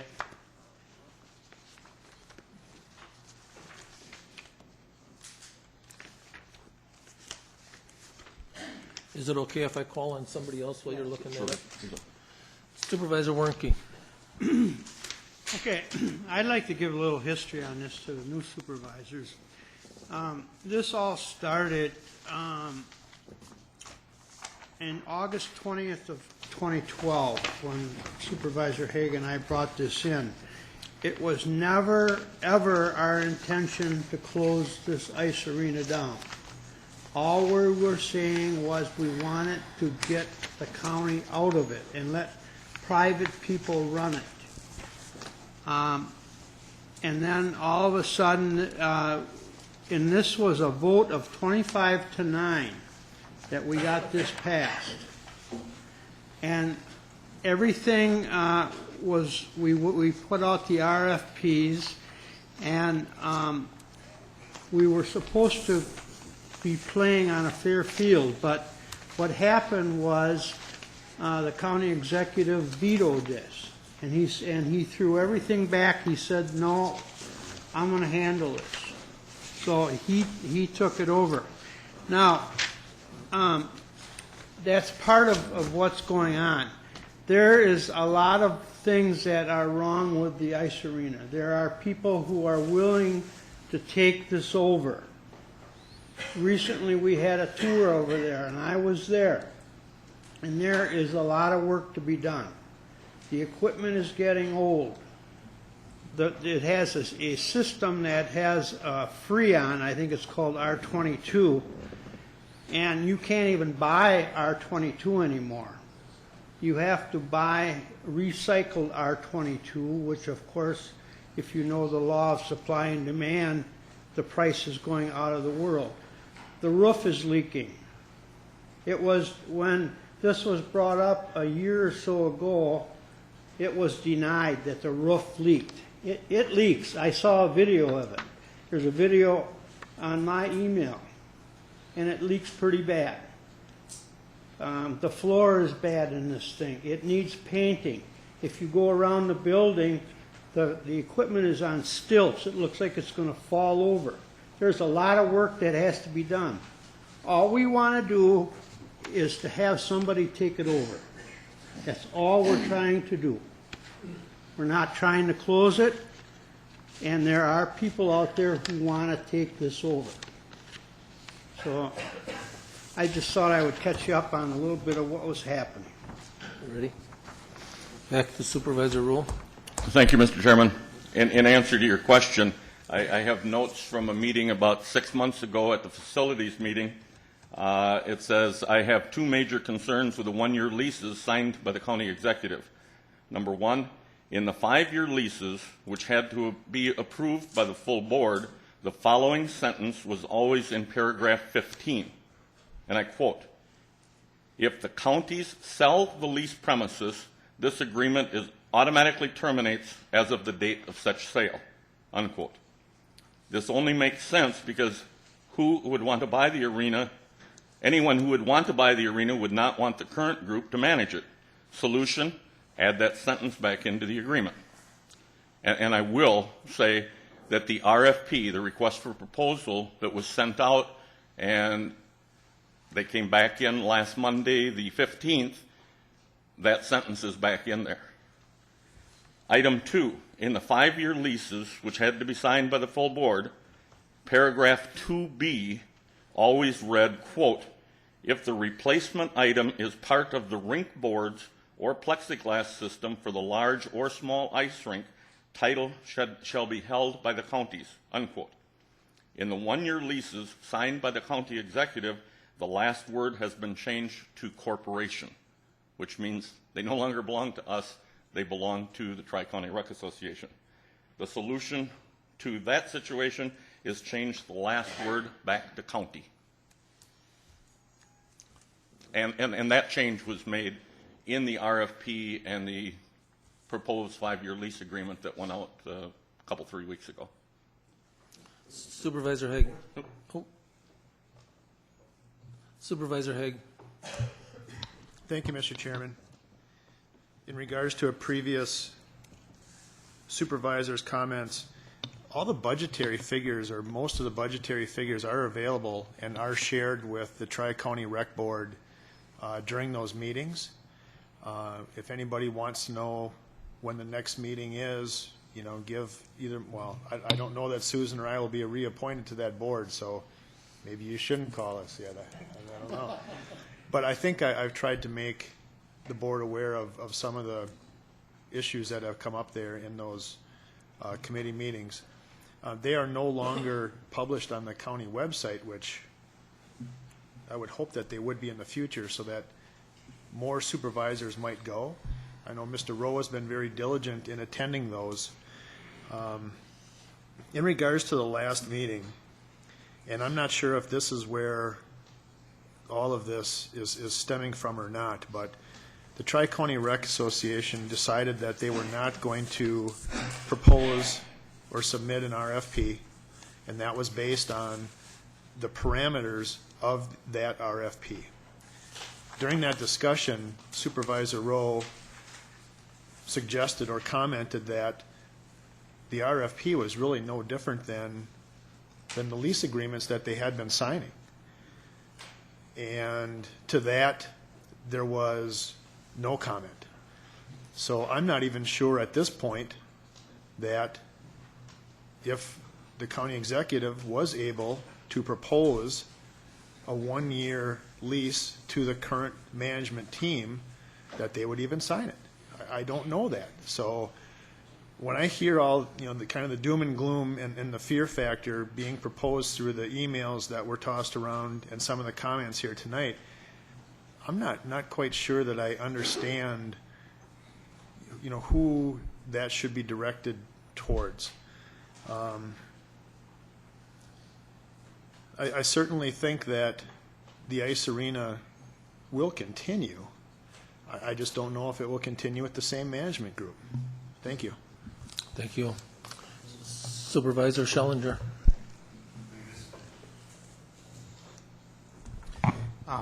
I'm wondering, what is the county executive's current ability to sign a lease without board approval?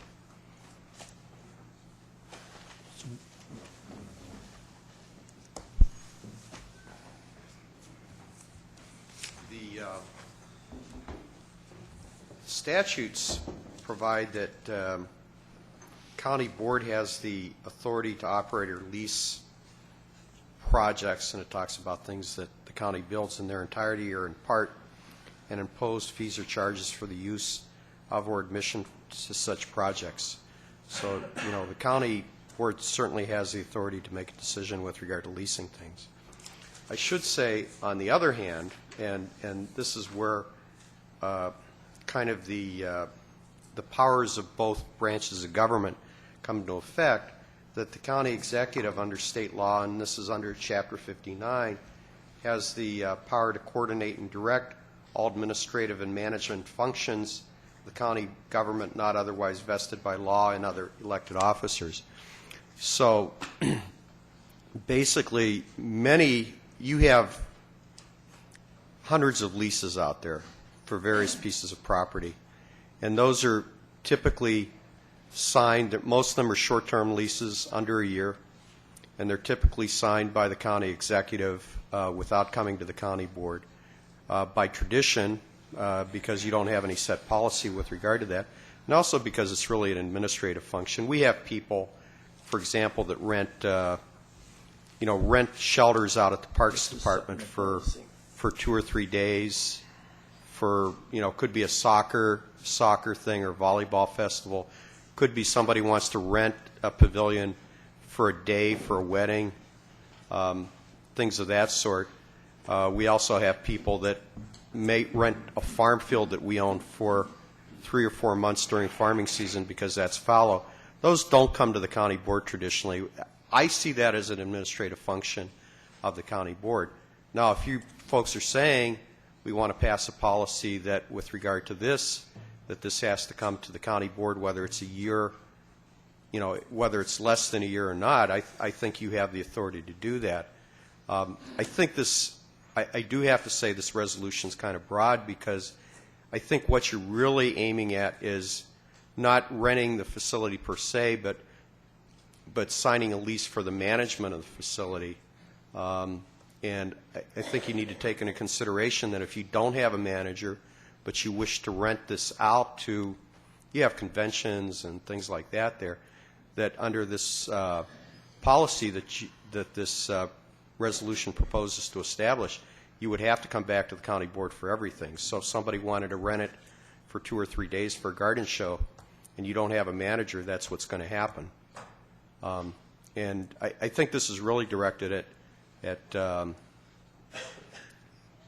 a lease for management of the facility rather than just leasing it out per se.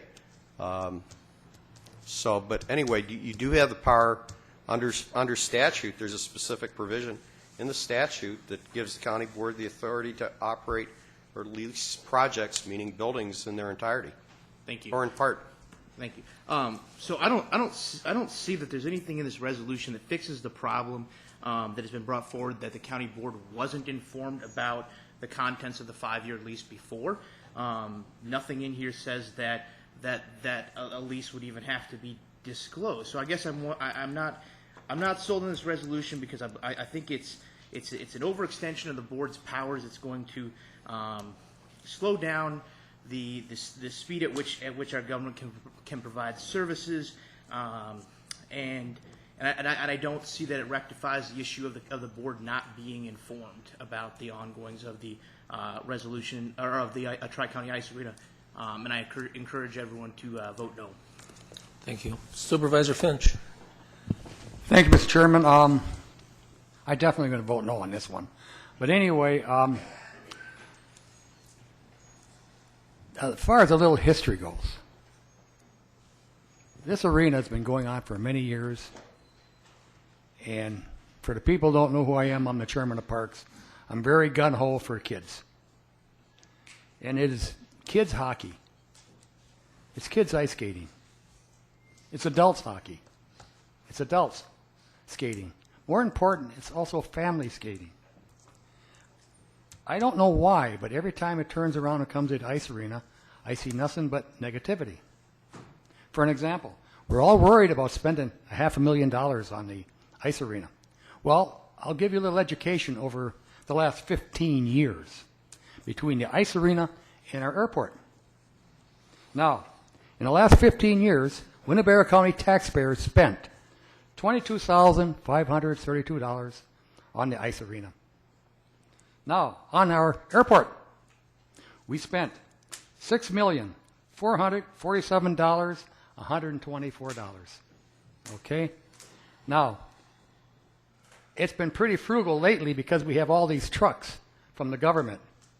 But once these trucks are all gone, for an example, 2012 we spent $232,420.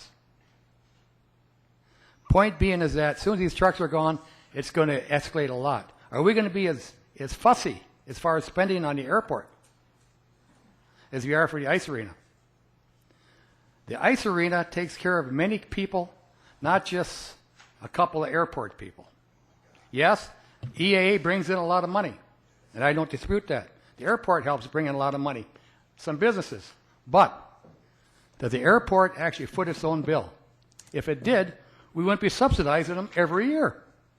So as far as facilities go, they're very gung-ho on our little ice arena, but they let the airport slide. My question to the facilities is why? It is a county-owned property. It should be treated equal. One supervisor said last week when Supervisor Eisen said that he thinks it should be turned over to Parks. And the supervisor says no, because softball is outside recreation. Soccer, the same thing. This is buildings. Buildings is facilities, which he's correct to a point. Who actually takes care as far as setting up games or shows or whatever for the Expo Center? And the Expo Center is a building for the new people here. Parks.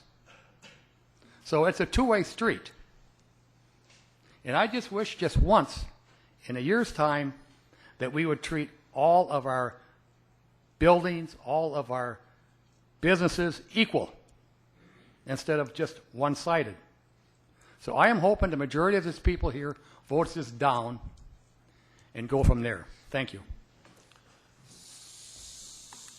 Supervisor Olson. I don't know where to begin, but first thing I'm going to say is to compare the Tri-County Ice Arena expenditures to the airport is beyond imagination. They're two separate entities. You can't treat everything equal. You treat them by what kinds of needs they need. So always, well, we're doing this and doing that. Well, there's reasons that they're being done as well. Nobody is questioning the need for this arena. What we're questioning is the operations of the arena, okay? Has anybody on the Tri-County Committee looked to get corporate sponsorship of that building? There's many, many corporations in the valley that you can approach to say, how would you like naming rights to our Tri-County arena? That will generate initially enough revenue to help cover some of these things like leaking roofs. Has anybody thought of that? The other thing is having outside managers run a county-owned facility is an invitation for problems. There's two separate agendas. I don't know of any. I don't know, and I haven't researched this, so I can't confirm it. But I don't know what other counties would allow outsiders to run a county facility. And the other thing is, I'm not going to go to meetings to get financial information. This information should be made available to everybody at our monthly meetings. So there's a lot of things that have to be done here before I'm comfortable with voting no. Thank you. Supervisor Locke.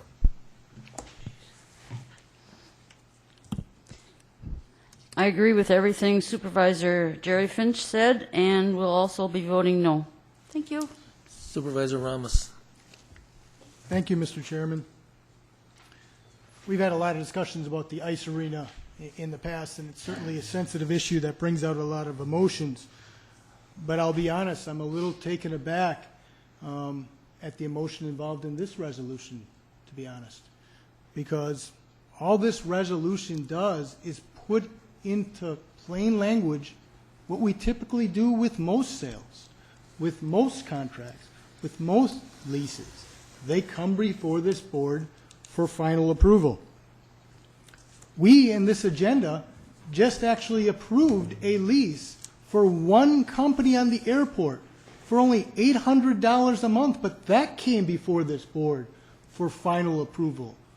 But yet we wouldn't have a contract or lease for an operation this big not come before this board? If we really want to ensure that we're informed, this is exactly what we need to do. Because if we pass this resolution, it will ensure that any lease or contract would have to come before this board. We would have to see it, because the final say, the final approval, would be by us. So certainly, I would argue that this is the most certain way for us to stay informed in regards to this issue. Another supervisor said this, but I'll reiterate it. This is not a discussion, this is not an issue about to have or not have an ice arena. It's a fundamental discussion, it's a fundamental disagreement, I will say, as to how best to manage that ice arena and how the county board indeed should be involved with that ice arena. I believe that by having the county board closely involved in a contract or a lease or a sale going forward is the best way long-term to ensure that this ice arena flourishes as best as possible. I've said it before, I fear if we don't take that sort of action, it will unfortunately lead to further decline. So with that, the Corporation Council, I do feel, brought up a very good point. And I think his point about the words "for management" were valid. And I think, in my opinion, that was the intent, or at least it was my intent, when I read this resolution. Because I would agree that if we have some sort of event here for just 2 or 3 days, that's not the type of thing we were referring to here. We're referring to the big picture, the big sale, the big contract or lease. And I wouldn't want this to get held up because of 2 words. So I'm going to offer up amendment. On line 16, I'm going to offer up the amendment simply where it says, requires any contract/lease, to add the 2 words just after that, for management. Because I think that's specifically what we're really referring to with the issue here. That would specifically allow us to ensure that we're best informed when we see the contract for a management agency for the ice arena. And with that, I'd urge your approval. Thank you. Okay, was there a second on his? Second. There was a second. Supervisor Haig. Okay. Supervisor Konitsky on the amendment? No, not on the amendment. Supervisor Salinger on the amendment? I think the difference between the airport lease that we just approved is that was a 3-year lease. I mean, if I'm understanding Corporation Council correctly, we have to approve that as a board for it to take place. Where this resolution would still, with the amendment, would still be, kind of taking that power away from the executive and garnering it here in the county board. So I just wanted to point out that was a 3-year lease. If I'm not mistaken, we are required to approve that. Well, can I say something? You're not necessarily, the statute is silent on how long the lease has to be. Traditionally, you have approved leases for over 1 year. And probably part of that is because it enters into the budgetary function. Budgets are for a year. They're not for 2 years. They're not for 3 years. And this basically allows the budgets to be set for that. Certainly, if the county was leasing property for more than a year, you would have to have it approved. But we have traditionally had leases for over a year approved by the county board because obviously they go outside of the budgetary year. And outside of the administrative function. Well, you know, that's a vague area. I mean, where does that end and where does the county board's authority begin or vice versa? The statute is not real definite with regard to that. But certainly the administration of a function, of a facility is the county board, is the county executive's function, and your function is to appropriate money and to set policy. And you do have the authority, like I said, under specific statutory provision to lease property. Okay? Supervisor Hardy. Not on the amendment. Pardon? Not on the amendment. Okay. Supervisor Rowe on the amendment. Yes, Mr. Chairman. My only question is the two words. Was it for management or management? For? Thank you. Supervisor Norton. Thank you, Mr. Chairman. Is the purpose of the amendment forces or makes the Property and Facilities Committee come up with a management team? Because that's what my real concern is that come July 1st, there won't be a management team in place because you won't be able to find someone with a credible RFP. And then this facility is going to be turned over to Mike Elder. I don't think Mike Elder wants that. And that's what my concern is about this whole resolution is what happens. We heard what the county executive said, you know, what happens on July 1st if we don't have any management team? It's dormant, and the hockey groups and other groups go to other places. That's my real concern. I mean, if you want a new management team, I'm all in favor of that. If you don't like the new management team, I'm in favor. I wouldn't mind agreeing it, but my real concern is come July 1st, there's no management team, and we're going to give it to Mike Elder, and then I guess I'm a little concerned, to tell you the truth, of the Property and Facilities Committee of how much concerned are with keeping that facility viable. And with all due respect to the fellow supervisor, there are other county facilities around the state that are managed by private entities. We were in one last October. The Lions Center in Madison, Dane County, I think is run by a private entity. It's a public facility run by a private entity. But I guess what my main concern is, and I haven't heard that, is what happens on July 1st and we don't have a management team. It comes over to the county, and then what happens? I'm real concerned. That is the start of what I think what the county executive is worried about down the road of closing it. And that's why, by basically what this amendment, this resolution does is saying the county executive can't do a one-year agreement anymore. I'm opposed to that. And that's why I'm concerned about this amendment. I'm concerned with this resolution in general. Supervisor Eisen on the amendment. Personal privilege, Mr. Chairman. Could you please restate clearly what the amendment is? Clerk, would you read it back? Or I'm having just difficulty. A minute. I'll have Supervisor Ramos will read it back to you. Thank you, Mr. Chairman.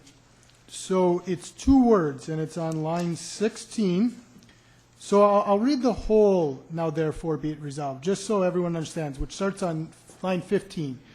Now therefore be it resolved by the Winnebago County Board of Supervisors that it hereby requires any contract/lease, and then the added two words after that, for management. And then after that, the wording would be the same as it's already described. And the whole intent of that, like I said before, is to ensure that any contract or lease at this facility for management, the board would have an opportunity to review and approve. However, it would also then not be a hindrance for small leases, small contracts with certain groups that might reserve the facility for different reasons. I think it clarifies the intent, and also it results in it not being a long-term hindrance with other leases or contracts at the facility. So that's really the intent of it. You're inserting the words "or management"? Nope. For management. For.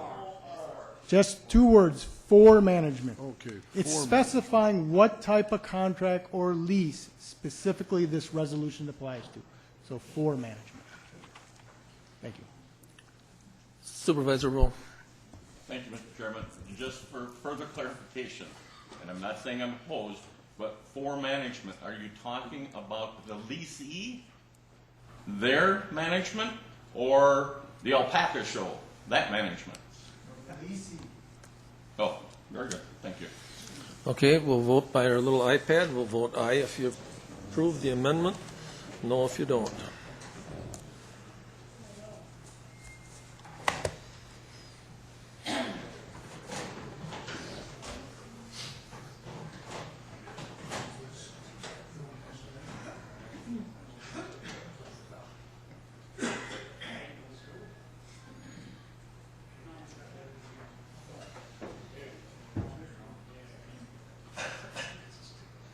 The amendment is passed. Now back to the original resolution.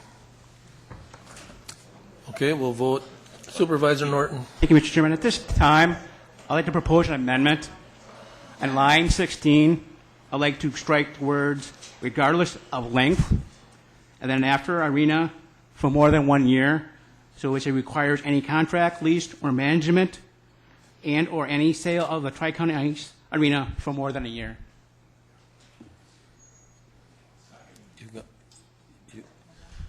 Okay, I have to ask you to repeat it again. The whole, what do you want me to repeat? The whole. I want you to repeat your amendment on whatever your... Okay, my amendment would strike the word in line 16, regardless of length. And then to make sense, I think at the end of arena would be for more than 1 year. So line 16 would read, requires any contract, lease, or management, and or any sale of the Tri-County Ice Arena for more than 1 year must be made with a county board approval. Okay, Supervisor Rowe on the amendment. Yes, Mr. Chairman. First of all, I don't know how you can say the sale of the Tri-County Ice Arena for more than a year. It's not going to take more than a year. So I don't know how you can insert those words. I see how you could for a lease more than a year, but I don't know how you could include a sale in there. Secondly, if we agree to that amendment, we're back to where we are. We're back to where we are, and it negates the intent of the original resolution entirely. I would certainly vote no on both cases. Supervisor Hardy on the amendment. I think Supervisor Norton intended that to read requires any contract, lease for management for more than a year. Not having, I think he intended for that to be after that part, not after the sale of the arena. Is that correct? Yeah, that's correct. You got that correction? Okay, so... Do we have a second? Do we have a second on this? We don't have a second. I no. seconded it. Okay, he seconded it.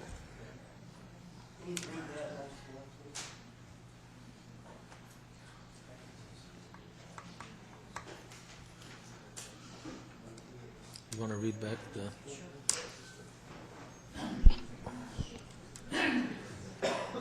Line 16 would read, requires any contract/lease for management for more than 1 year and/or any sale of the Tri-County Ice Arena must be made with county board approval.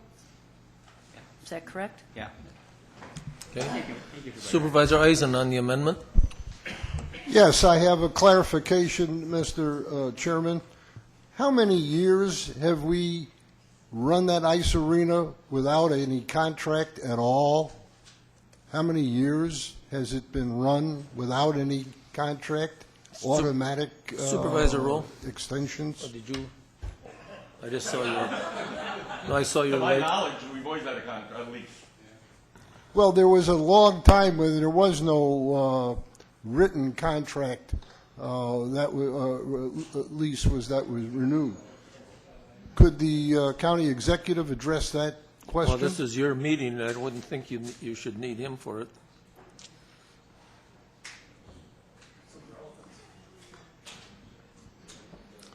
Supervisor Rowe.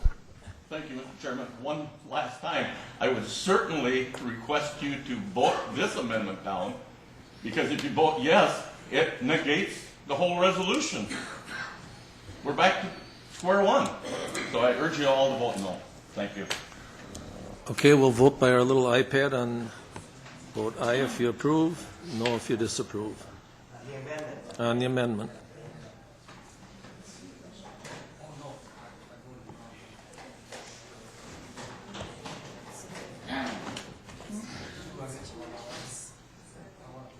Oh, okay. Let me see.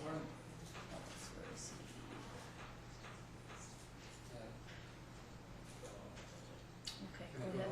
Yep, go ahead. Thank you.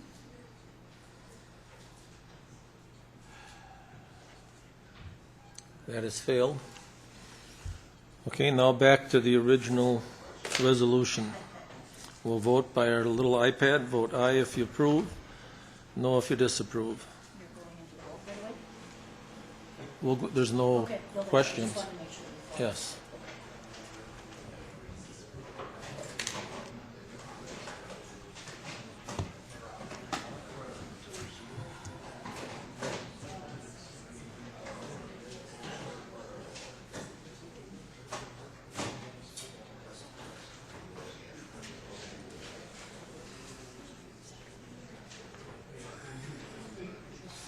That is passed.